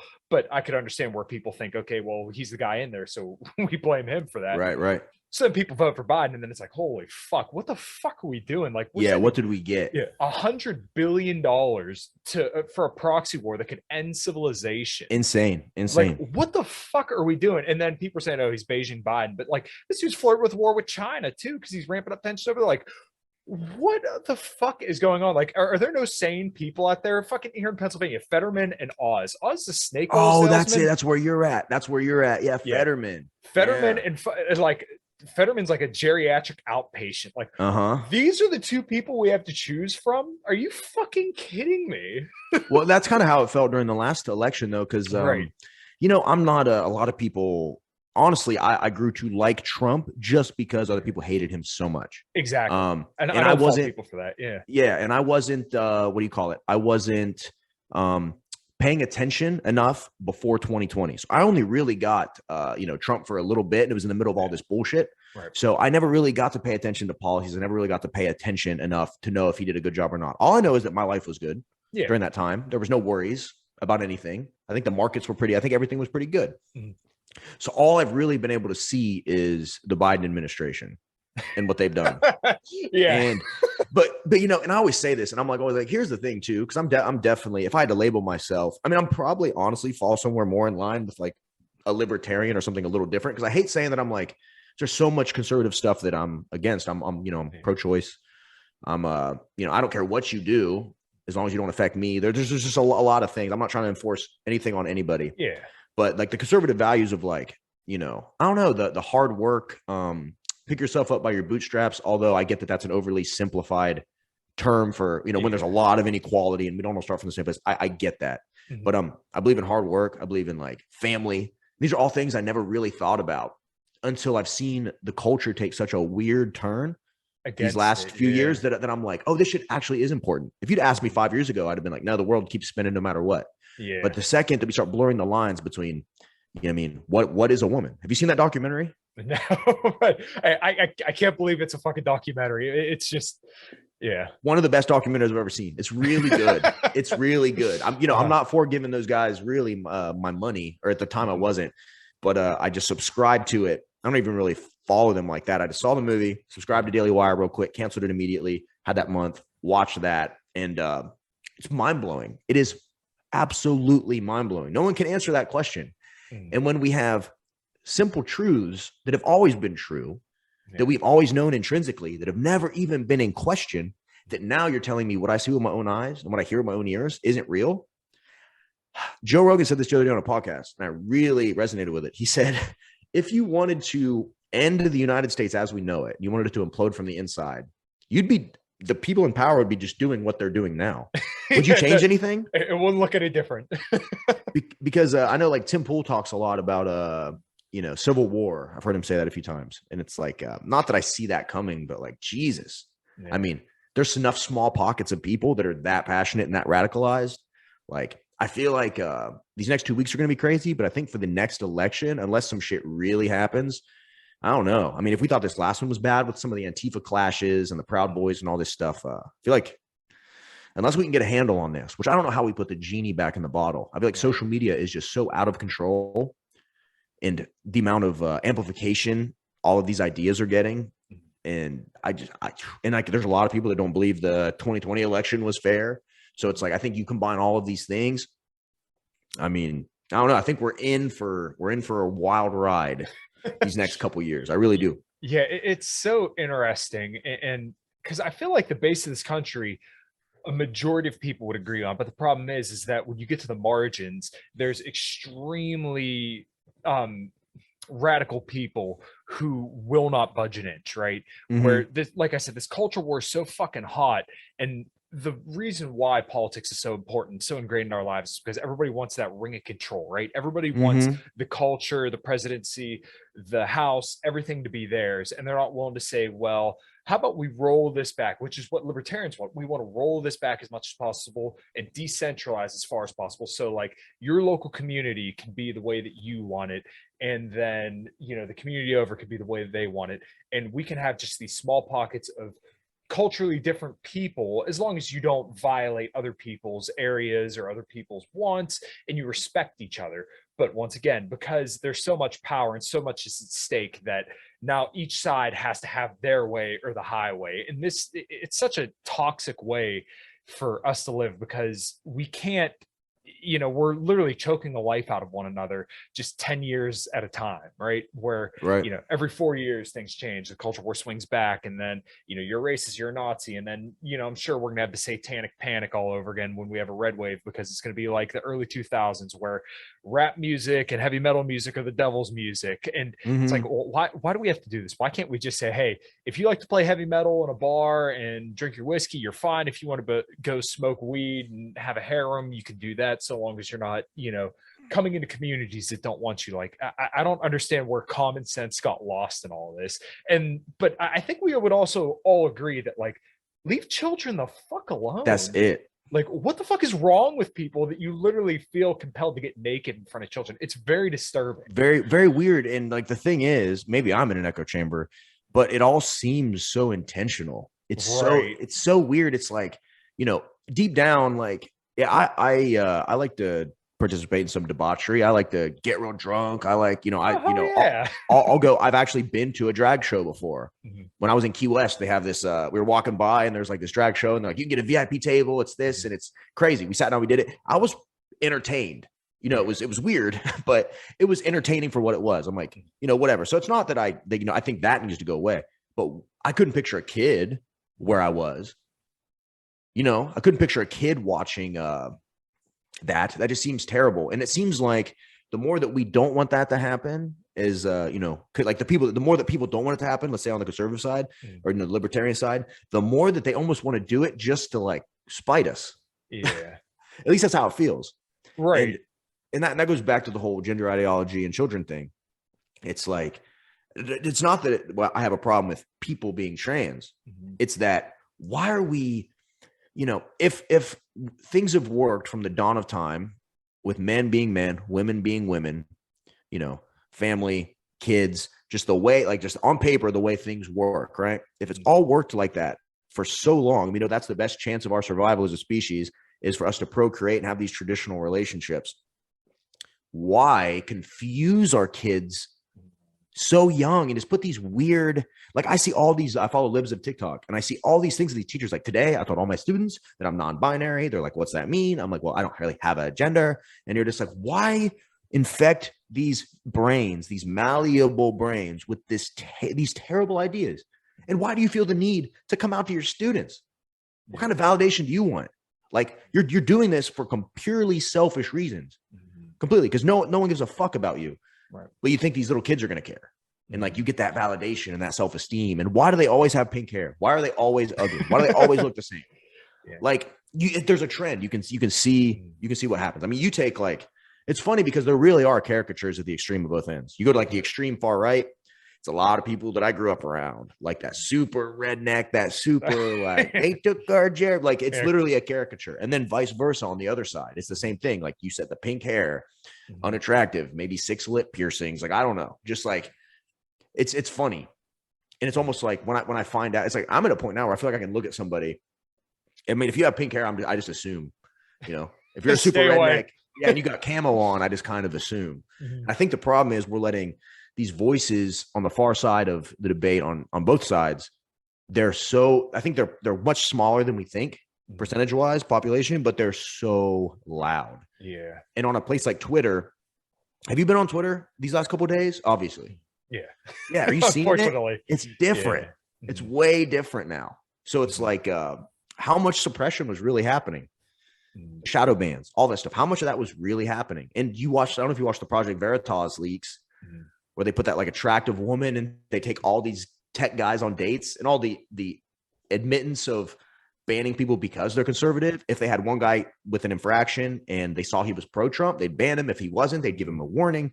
Like that's so much of our speech has been in just the public discourse. Like I get on Twitter sometimes and it just makes my head hurt because I'm like, how are these ideas at the top? How does this have so many favorites? But these last couple of days I've been like, all right, it seems way more balanced now. Way more balanced. Well, and that's the funny thing is that there's so much like shaping of your reality around social media. And it's so bizarre to me that you're the MAGA voting, Trump guy down the road from you is supposed to be this deadly terrorist, but you're supposed to believe that Putin, who's thousands of miles away and is taking a country that nobody could point to on a fucking map, he's, it's fine to poke him with a prod, even though he has nukes. And it's okay to keep sending weapons to fund a proxy war where he said this will go nuclear if you fuck with my territory. Don't worry about him. But the guy that voted the way that I didn't like, you should be scared of him. Like it's literally up is down and down is up. Like there we go. There we go. It's literally clown world. And I would say that talking to somebody, so from my point of view, right, the mainstream political parties, Republican, Democrat. So I would say for me coming out of, like for someone like, my girlfriend, we've been together like 6 months, right? She's black. didn't know anything about politics, but was always told you had to vote Democrat, like just told that's just what you had to do. Mm-hmm. I mean, all she had to do was I showed her the What is a Woman documentary, and we watched a couple little news things on like CNBC, Mm-hmm. and it just like red pilled her so hard.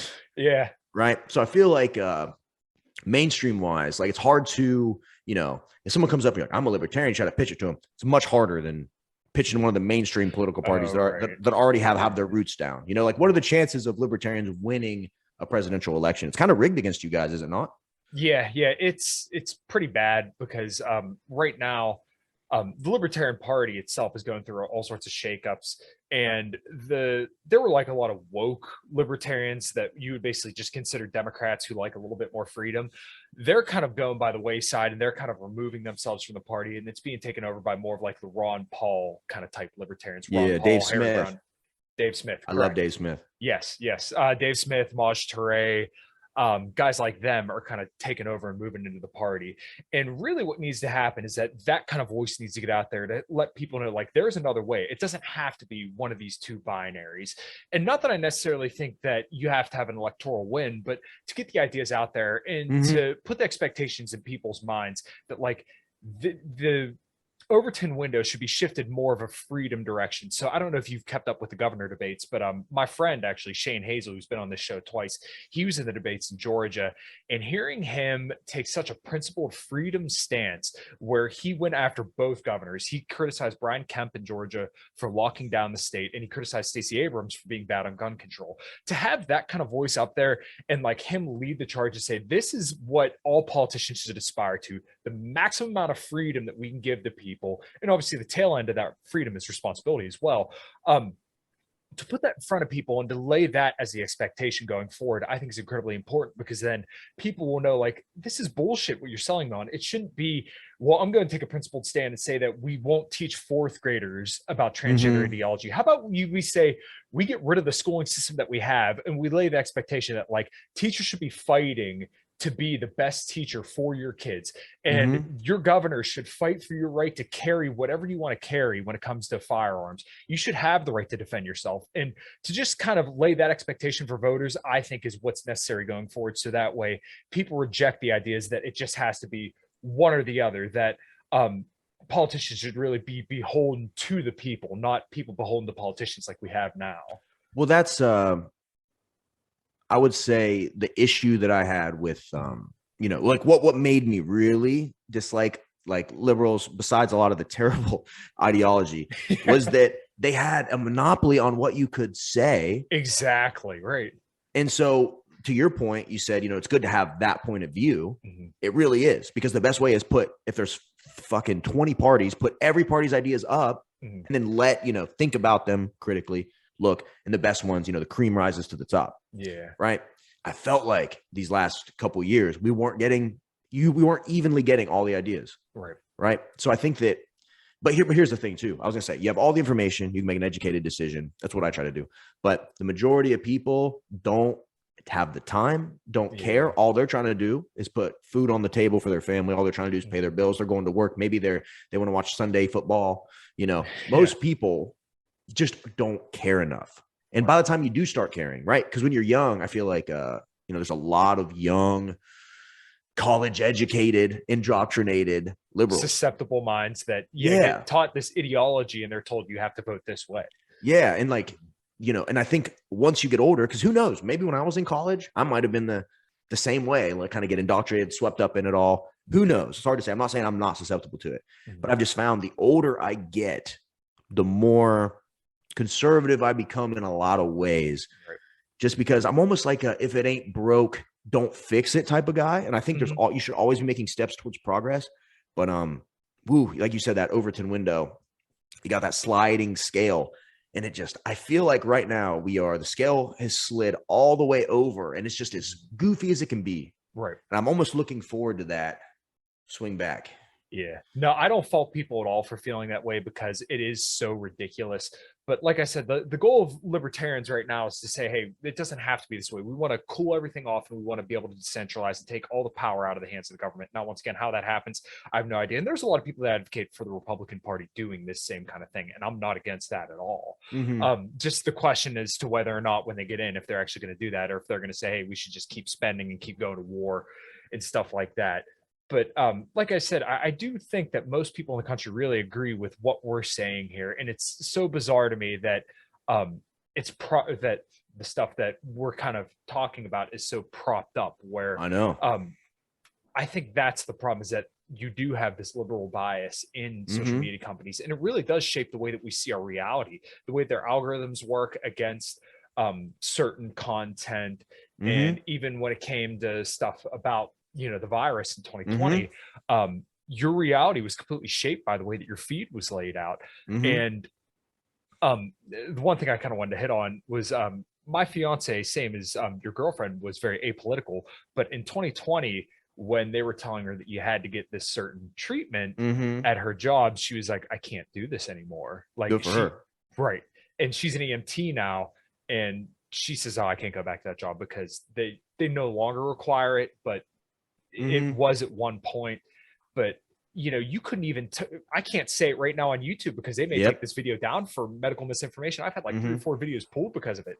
You can't just ask questions about, hey, what is this treatment? Because if you look at the data, it's pretty clear people like you and me who stayed physically fit we're not at risk. And then if you question the election that happened 2 years ago, or if you say a certain phrase, they'll pull the video down. Like, what is this doing to the way that we just think? It's not just about the way we talk, it's the way that we think. Because what we're doing right now, we're bouncing ideas off each other, and then we're going to think about what we're going to say next. So I can't just say to you anything about the 2020 election because I'll take the video down. So what does that do to a populace? Real quick, hold that thought. Let me pee. I'll be right back. Yeah. We had to pause the recording for a little emergency there. Yeah, I was too much coffee. Like literally, I haven't had to pee that bad in a very long time. But yeah, you were speaking on the public discourse and not being allowed to say certain things. That I think is what we're seeing on Twitter right now. I mean, you got to think. I had strong feelings about the Pope. I didn't like. I wanted to get on and like try to tell people, look, like, you don't have any reason to be as scared as you are. If you're in this certain age group, you're not this, you keep yourself healthy. This is basically going to be nothing. Right. I mean, I had it twice, and I've been way sicker, way more times in my life. Yeah. I mean, because I didn't stop doing, my life did not change. I didn't try to not go places. I had parties. I had people over. I didn't see a pandemic.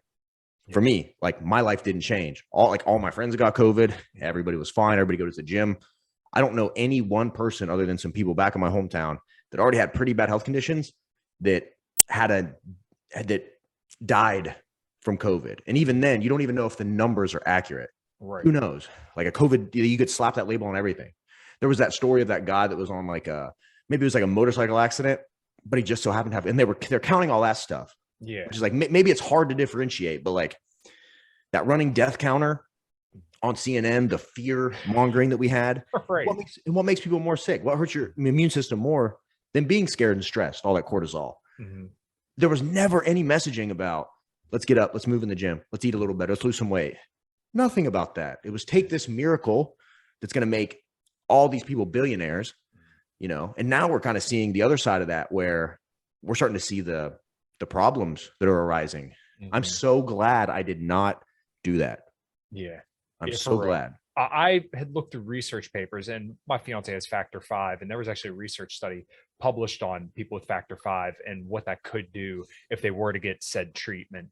And it was so strange because we both had it, right? I mean, it wasn't even like a thing for me. I felt a little under the weather for like a few days. I'm like, I probably just didn't sleep good. And all of a sudden I lost my taste and smell. I'm like, I got it now. So we carried on life as normal. And it's funny because I played a show that weekend out in, actually probably around where you were from. There's a place called the King of Clubs in Columbus. Yeah, we played there. It was a sold out show. Guess what? Nobody got sick. Yeah. So, I was drinking alcohol. I was having a good time. And even at my work, everybody had, COVID already, or they'd been vaccinated. So I'm like, why should I stay home? Why? Mhm. Literally, I'm healthy. And all the literature says, if you are not like incredibly sick, you don't generate a high viral load. If you don't generate a high viral load, you can't spread it because there's no shedding. So Mhm. why should I stop living my everyday life? Why should I completely upheave and take a week off of getting paid for something that I'm not even feeling bad about at all? And just the fact that they literally wanted you to believe that someone that's 3 times my age, that's 3 times my weight, is at the same risk as I am. Yeah. It's so mind-boggling that you can't just speak the truth about it. Well, like we said, it's just kind of comes back to common sense. I Mhm. look at all the data. I'm seeing the death rates. I'm seeing everything. You're seeing the people that they would interview on the news. Every now and again, you'd get like that news piece, like she was a mother of 3, and then COVID had her in the hospital. And you would look, it would cut to her, and she's just like a behemoth. But you're just like, but you're just like, it could happen to anyone. I'm like, well, that's not it. Anyone, but it was, and maybe that's why I lean so much more. It's not even that I'm conservative. I'm just almost like anti-liberal, if that makes sense. No, It's almost and like, I don't blame you for it at all, though. like I watched these, like what was it the other day? I watched that it was a Senate hearing or something like that, and they had that lady on. I think she was something high up with women, Yeah. and he brought up like, can you answer? You said people that birthing people. You mean women, right? I think it was like Senator Hawley or whatever. And Yeah. she's like, sir, this line of questioning is transphobic. I'm like, that's insane. That's insane. So it's just, I see this stuff and I'm just like, like so much of this stuff is common sense. And when common sense is no longer common and you want me to try to believe all this other stuff. And then when it comes to, like I said, was going back to on my channel, there was things I wanted to tell people about. Like, I remember making a post right when it started. And I said, hey, like, the biggest risk factors for this or obesity, this and that, we should worry on our diets and stuff. Instagram post, I had so many comments being like, this is harmful. This is not good. You need to, you're hurting people by doing this. And it's just like the way that we and then you mention it moving forward, your post gets tagged. It might get taken down, misinformation. Like it makes everybody scared to speak. Yeah. On one side, the other side can speak and say all the narratives, all the media spin. You can say all that stuff fine. No one will bat an eye. The second you say maybe it isn't a good idea to, with an experimental experimental therapeutic to put in your body when you don't have really big risk factors. But saying that, you were you were all the stuff. I'm scared I'm going to get the video flagged. I don't want to say any of the magic words, but you're considered anti this, racist, all this stuff. And that was what really blew my mind was in the middle of the George Floyd riots when you had Summer of George. Yeah. Yeah. Well, when you see, it's totally like, we got to stay inside. We can't spread this virus, whatever, but we can riot and burn shit down and get thousands of people deep in crowds. And that's not a problem. That's okay. But yeah, me inviting people over for Thanksgiving is not okay. Yeah, you're supposed to open up all your windows and wear a mask inside with your own family. But I'm pretty sure, I can't remember who it was, but somebody at one point said it's okay to go out and protest because racial injustice is that big of a deal. And like, look, they're absolutely racist, and you could definitely make arguments where there are issues for different people of different races and systemic disadvantages for certain people. But like, the fact that they literally tried to pull the wool over everybody's eyes and tell them like, you can go out and do this for this, but like, if you just want to go see your family, you're a grandma killer.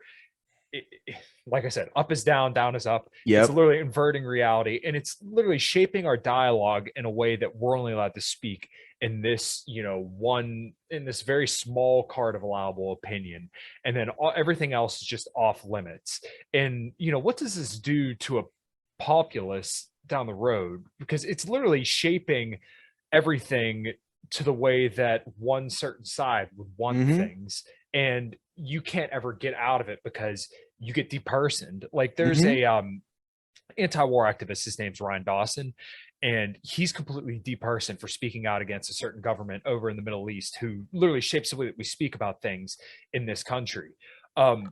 He is, like I said, completely depersoned, can't get on Twitter, Facebook, PayPal, you name it, cannot do anything. Wow. Because he speaks out against, the military industrial complex.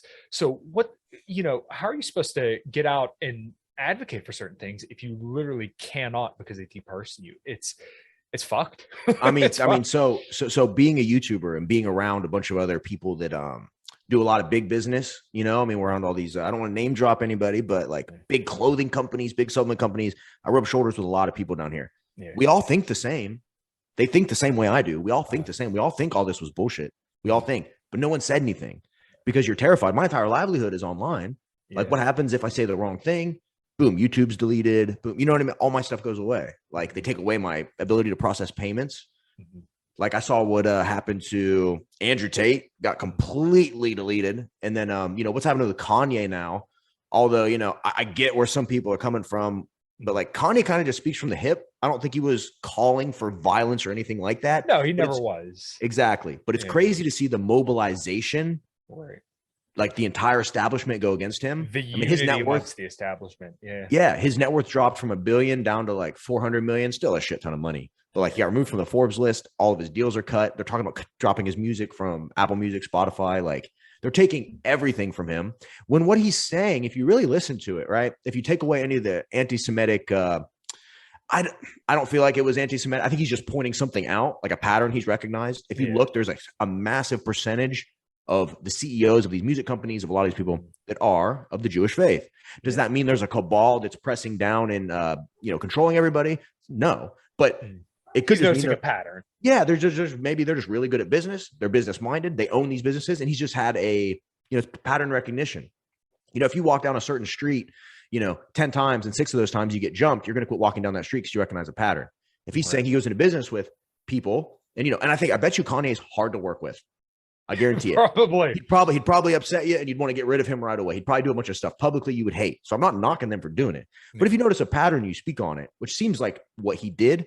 You know, I listened to some of the stuff. I listened to a little bit of his Piers Morgan interview. I've listened to a decent little amount of stuff. And, you know, Kanye can be a little crazy. He can be off his meds. But for this, I mean, Nuked them. Nuked. Yeah. Completely. And then that was the same thing with, I don't know if you were an Andrew Tate fan or not. I like knew who he was, but didn't pay too much attention. But I noticed the same thing. Yeah, I found him very entertaining. Very entertaining. He was super funny. Now, he said some stuff that's definitely, some people might call misogynistic, might call whatever. A lot of it for me, I call it based. Yeah, there we go. You know, a lot of it was made under like with a comedic undertone to it. So he was actually pretty funny. He had me laughing quite a bit. Right. But really, in general, to me, a lot of his message was just male empowerment in a lot of ways. Right. Like getting people, which you don't see anymore. And that's, I think, a large issue. And it's so fucked up because someone like Kanye, you can recognize what he's saying and see the same trends. But if you really want to make people believe it, deperson him, right? Because now all of a sudden people are going to be like, oh, he must be hitting on something if you're going to completely deperson him. Whereas if you actually want to, like, you know, take away from what he's saying or like discredit him, then just allow him to speak and then have people say like, hey, no, this is dumb, or give a counter argument. But if you just completely deperson him, then everybody's going to be like, oh, well, look, there's a lot of smoke over there. So let's go see if there's fire. Same deal with Andrew Tate. Same deal with Alex Jones. Alex Jones has said some really fucking retarded stuff. Oh, yeah. But though, when you completely deperson him, people are like, he must have been doing something if everybody is in uniform lockstep against him. Like, and you could definitely make a credible case to say like, look, he has such a large platform and he was continually pressing against the Sandy Hook families and say like, okay, well, something should happen. But though, like when you're seeing like $1 trillion against him, like this is completely out of what's acceptable. Like you guys are just going after him because he said some stuff that you don't like and because he's the center of the regime. That's all there is to it. It's not because he was a piece of shit for harassing families and encouraging people and telling lies. It's not that. It's because he disagreed with a lot of the stuff that was being peddled. And that's, I think when you have such a large voice, you know, like, so Alex Jones, I knew about him forever. Yeah. I've always known about Alex Jones, a conspiracy theorist. Then he would get on Rogan and you'd hear him. And it was, to me, I'm never listening to that and going, I'm taking everything this man says is at 100%, you know, truth. In fact, it was entertaining, like so entertaining. All right. The Sandy Hook stuff was messed up on his part. Yeah. I do agree. I followed it, those parents, things like that. Like he was really swept up in the truth stuff. I get it. And I think, there should be some punishment there. Right. But to remove him from every single, like, once again, depersoning him. How do you know how many people that made believers of depersoning him? Same thing with Andrew Tate, same thing with Kanye. It makes them believers. If you really want, like in a marketplace of free ideas, there should be able to put your ideas out. If your ideas suck, they will die under scrutiny. And I do believe that is a huge part of, and I think that's a huge part of this whole, another issue I have with liberals is they're cool telling you what they believe. They're cool telling you what their ideology is, but they don't have dialogue. Like, I follow, multiple people that are on the conservative side, and they're always saying, we invite them on our shows. We do this, we do that. They will not come on. And I watched that in the What is a Woman documentary. As soon as he gave them the most minor bit of pushback or asked them any type of question, they got a little tough. These people wanted to end the interview. He was being transphobic, like all this stuff. It's like bad ideas die under scrutiny. So what's better? Do we have all the ideas out there and then you let like the public consciousness like sift through the bad ones? I mean, I do think there's a line, like I do not like censorship, but I do think there's a line. If someone's on there dropping the N-word and doing this or calling for violence against another group or actual legitimate hate speech, yes, remove them completely. But I think like we've gotten real loose with what that stuff even is. Like people getting banned, like typing "a man can never be a woman," boom, permanently banned from Twitter. It's like, but that's I mean, to half the, well, more than half, obviously, but to the majority of the population, that is a fact. To this small percentage, of people that believe this goofy shit, and we're censoring the majority and elevating the minority. And I've always wondered that. I'm always walking through life and I'm like, people can't be this crazy.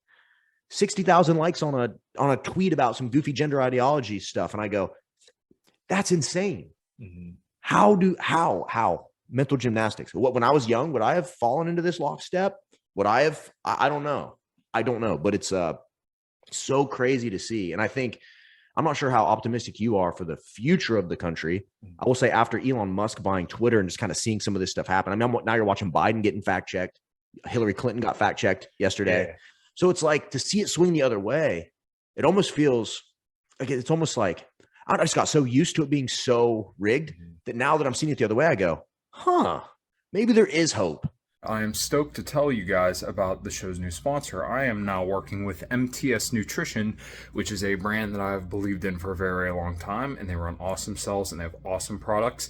So I want to tell you about their amazing protein powder, which you're going to ask me how many pounds I have of the protein powder, and the answer is all of them. So here I got red velvet cake, 25 grams of protein, and they have the amino acids and everything on there, 59 servings. Peanut butter fluff, Fluffernutter, 26 grams of protein, and then also the chocolate chip cookie, which literally has real pieces of chocolate chip cookie in there. So 27 grams of protein, 180 calories. As I've talked about on the show, getting your protein in is very, very important. So make sure you hit that link below and purchase your protein powder through MTS Nutrition. Boom! Yeah. Like Elon buying Twitter, I think, is a huge, massive step forward in just the public discourse, because Twitter is so liberal with all the rule sets and everything. It's like switching it over, even to just be even. It's not going to be conservative. Like, it's not even that I want, because I think about it. I go, all right, if we could snap my fingers, and then it was all just conservative. It was the opposite. So like, the conservatives controlled Twitter, and it was all just, couldn't talk about that stuff. You get banned. I wouldn't even want that. Right. I just want it to be fair. Yeah. And that's been a huge thing. Like even, pushing back. I'm not sure what your thoughts are on, I know we can't talk about a lot of it on YouTube once again. I don't know what your thoughts are on the 2020 election, but I can't say I'm 100%. I mean, I'm not Mr. Like, yes, it was definitely taken. I'm not that guy, but like, I have some questions. Yeah, but you're not allowed to ask those questions. There we go. I was going to say, but I'm not allowed to. And in the beginning, when people were like investigating it, I remember their videos were getting pulled from YouTube. I remember Crowder was sending people to addresses of people that. Yep, I looked at those addresses. I know exactly what you're talking about. Yeah, and he's pulling up under underpasses and empty lots. Yeah. And people just really goofy stuff. And it's like, okay, like, was there enough to sway it? I have no idea. I'm not going to pretend to know, whatever. I'm kind of erring more towards the side, maybe not, but I'm more like a 60-40. I'm like, something could have happened. There was some goofy. I went to bed that night and everything was looking real good. Yeah. Woke up the next morning and things had changed. Yeah. So I'm of the mind that how do I say this without getting the video pulled? When you look at the Hunter Biden laptop story being purposely suppressed, and then as we've kind of been laying out here, the way that we get social media fed to us is so biased one way that definitely will shape people's perceptions of what there is. I personally don't think there was enough fraud with people putting in their votes to put it a certain way. I don't think that swung it, but I do believe people's perceptions were shaped to change it. That's where I'm at. 100%. There was that article. Was it in the New York Times? It was in a really big publication that came out afterwards, and it literally talked about like that being the reason that the election shifted was all the social media pressure, how much of a role big tech played. Yep. And I'm probably erring more on that side. Like maybe it wasn't blatant fraud. Maybe it wasn't just absolute blatant, like here's some extra ballots type thing. Yeah.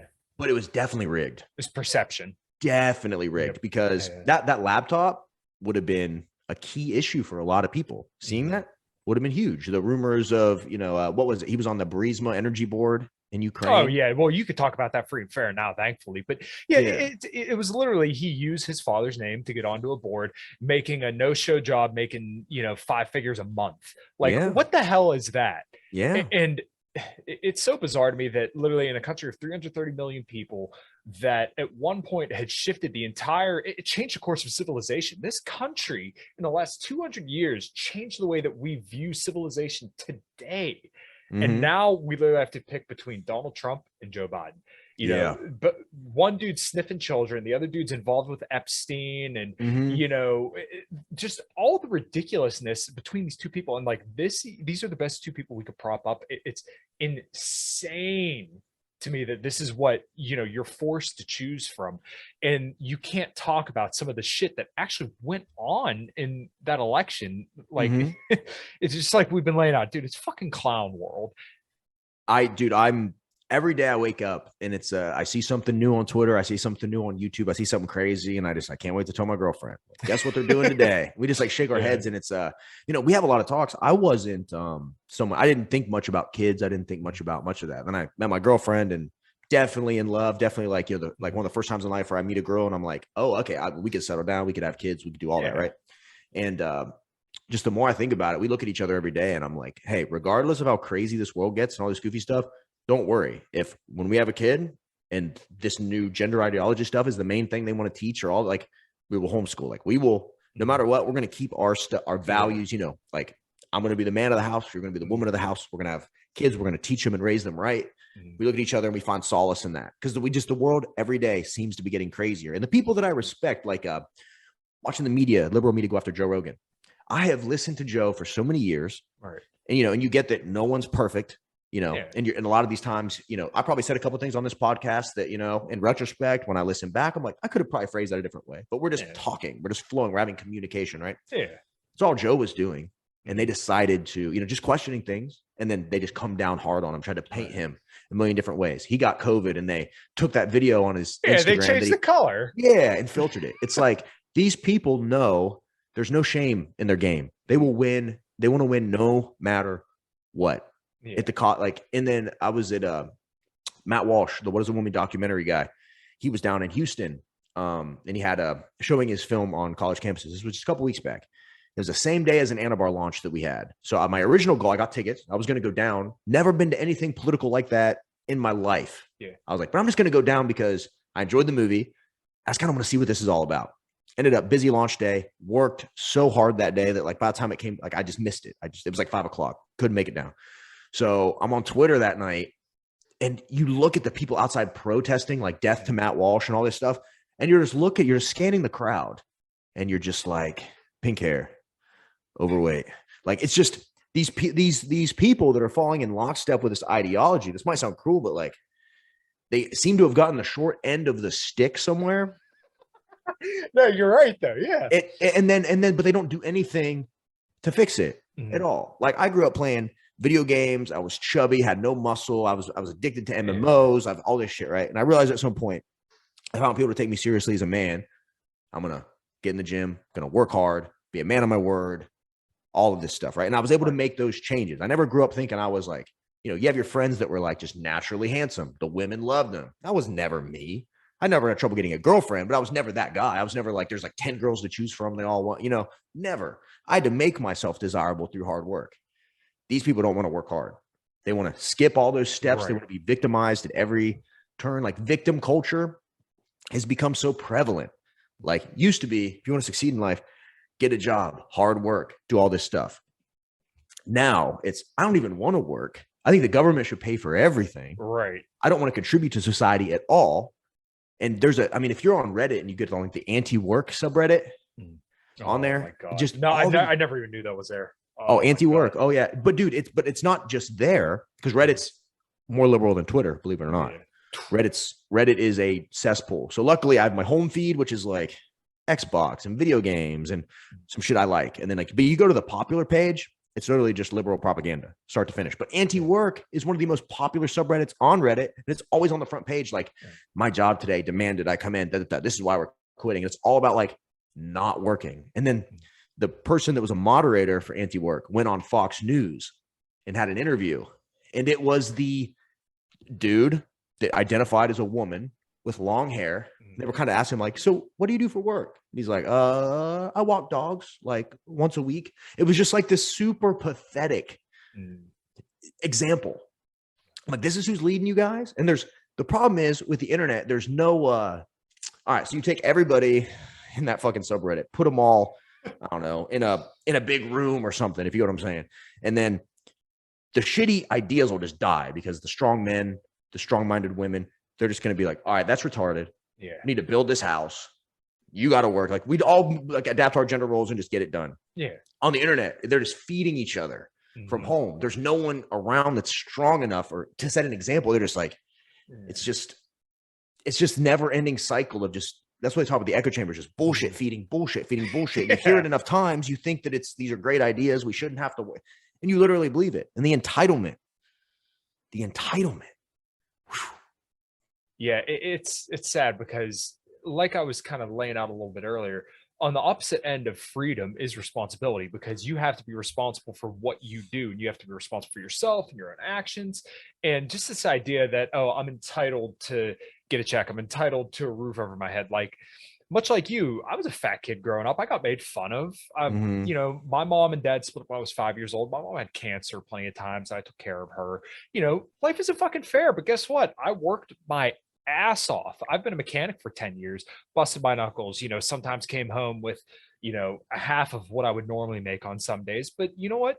Sometimes you get kicked in the teeth. Sometimes you get to sit down for a nice steak dinner. It's not always the same man isn't equal to himself on a different day, Exactly. So it's not always equal.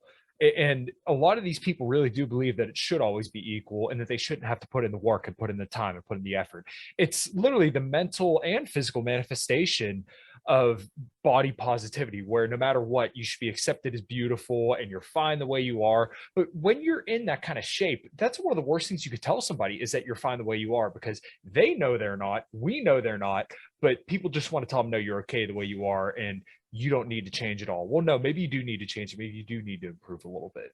But at what point did everybody's, like, if we take into way too much consideration everybody's feelings? Right. I remember when I was a kid, well, not a kid, I might have been 20, 21 at the time, but I remember I was super addicted to an MMORPG, super addicted. I was playing, like, my life was eat, sleep, video games, to the point where, like, go to work, sell the cell phones, leave, stop, get a pizza on the way home, a sub, go and just sit and just play. Days off from the morning till night, I just played this MMORPG. All my friends were on there, just addicted to this computer game. My mom came over. She had visited, and I think we were out. What was she helping me do? We're setting up an outside. She had gotten me some chairs for outside or something with like an umbrella that went over them. We're outside setting them up. I had no idea that I knew I'd gained some weight, but I really didn't know. My mom looks at me. She goes, "You're getting fat. Like, what are you doing?" That bothered me so bad that I went in. I remember I was still playing the video games, doing everything. Didn't go to the gym, but I was like, all right, now I'm going to try to just eat healthier. I would go to Subway and get like grilled chicken sub, take the top bun off. I didn't know what I was doing, but it was just like just consciously trying to eat better because I was shamed in a way from my mom. It made me feel bad and I had to fix it. That is a crucial part of life. getting shamed. If you're fucking up somewhere, like, here's the thing. If you're a racist and you walk into a room and you just start dropping racial epithets, whatever they're called, and then everybody around goes, whoa, what are you doing? You're a piece of shit. You feel bad. Boom, you're not going to do it anymore. Right? We're missing that crucial element. Now, when someone gets big, it's not that we have to harass people, not that we have to do anything like that, but hey, it's not really that healthy, right? Come on, you can do better. Instead of, oh, you're beautiful at any size, you're good. And these fat acceptance movements and all this shit. Not only is that a massive drain on society, the medical system, healthcare, everything like that, but it's just a terrible example for the future, for children. Like, there's nothing good about being fat. You can't look me in the eyes and tell me your life is as good fat as it would be if you were not even got to be in shape. Just an average weight. And if these people preaching this body positivity, all this shit, if you gave them a choice, you said, hey, snap your fingers, you can have my body, they would all do it in a heartbeat. So it's almost like, I always say this, one of the worst things you can do as a person is lie to yourself. Be honest with yourself at all times. You have to. If you're fucking up and you're trying to make excuses for yourself in your brain, like, no, this is fine. They said it was good. This is that. And deep down, you know the truth, but you're lying to yourself. One of the worst things you can do. I think as a society, we're doing so much of that right now. I think accountability, being honest with yourself, and just having some discipline, those are huge. And I think we're missing a lot of that in today's society, and we're making excuses for it. Yeah, no, I completely agree. And we really should kind of have this more focus on culturally shaming people. And I'm not saying like you need to make people miserable, but when people are fucking up, let them know they're fucking up because you care, right? Like your mom said, hey, you're getting fat, but it wasn't because she thinks you're a piece of shit. She cares about you and she doesn't want you to be obese. That's all. And that's what I really think we need to bring back is more of a focus on cultural norms around trying to encourage people to be better people rather than trying to use the government to fix this. It should be, we collectively as communities and family members, friends, churches, whatever, we encourage each other to be a little bit better rather than trying to encourage, body positivity or shit like this. Because like I said, it doesn't have to be you make people feel like shit or you treat people any kind of way. You just encourage people to be a little bit better and you can help them along the way. I'm sure you have done this just as much as I have where, people, they come up to you and ask for like a fitness program and they think you're just going to lay out, the 10 commandments, but you just say, hey, maybe increase your protein a little bit, try and walk, try to exercise. And then, if you do that, then we can start moving on to maybe focusing on compound lifts and stuff like that. But we'll just get you a little bit better than you are today. Well, I will say as a man, not much feels better than setting a goal and accomplishing it.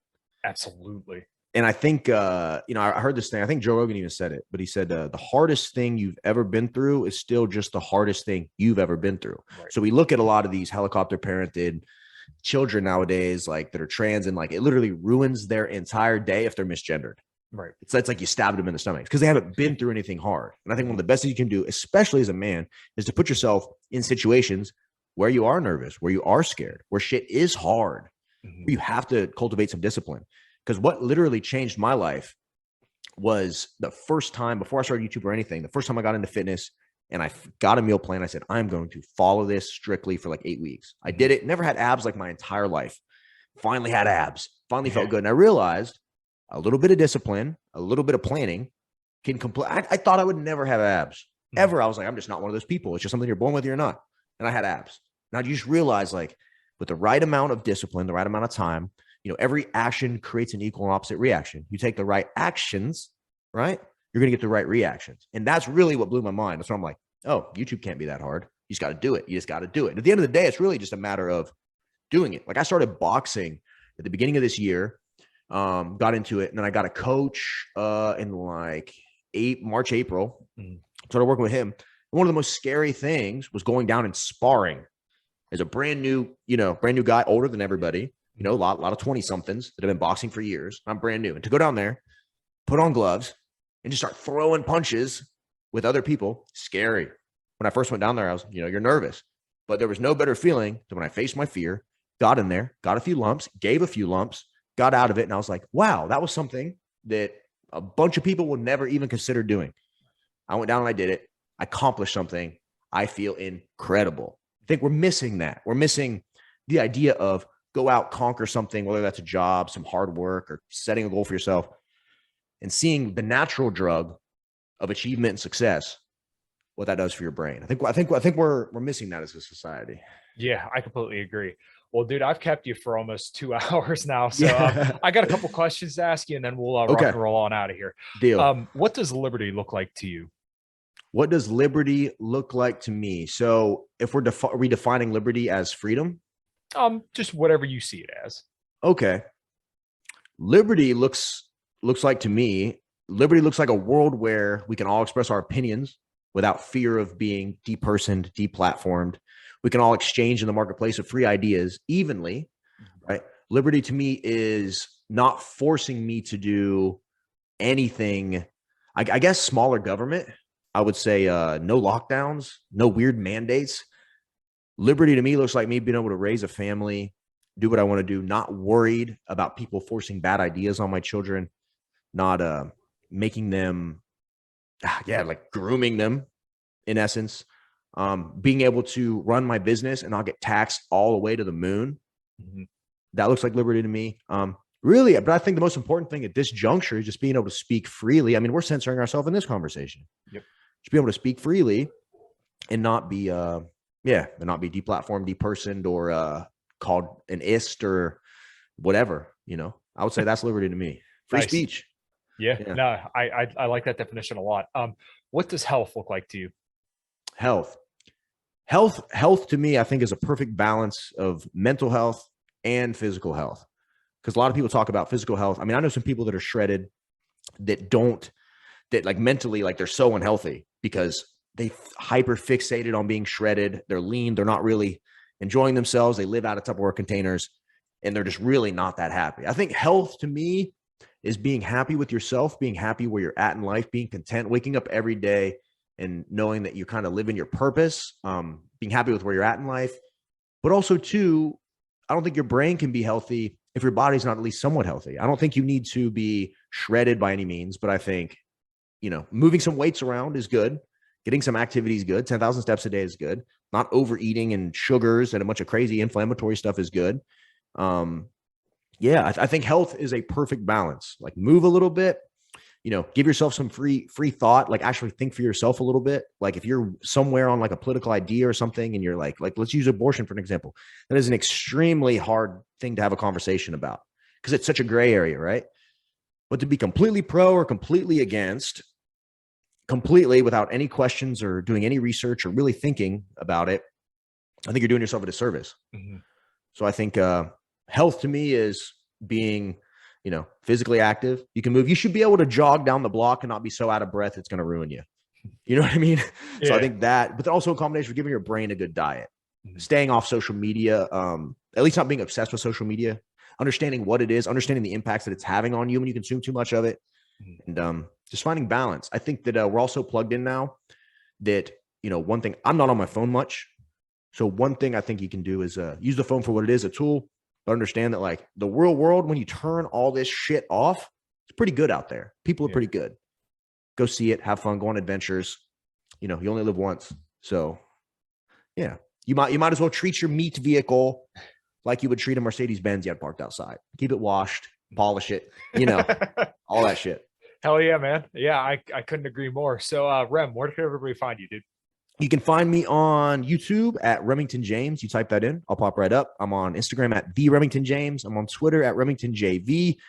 RemingtonJamesFitness.com is my website. You can always go to theanabar.com and use code RJF10. You'll save money. You'll be getting the best tasting protein bar on this planet. But if you just Google Remington James, I'll pop up. You won't have any trouble finding me. There's not many of me.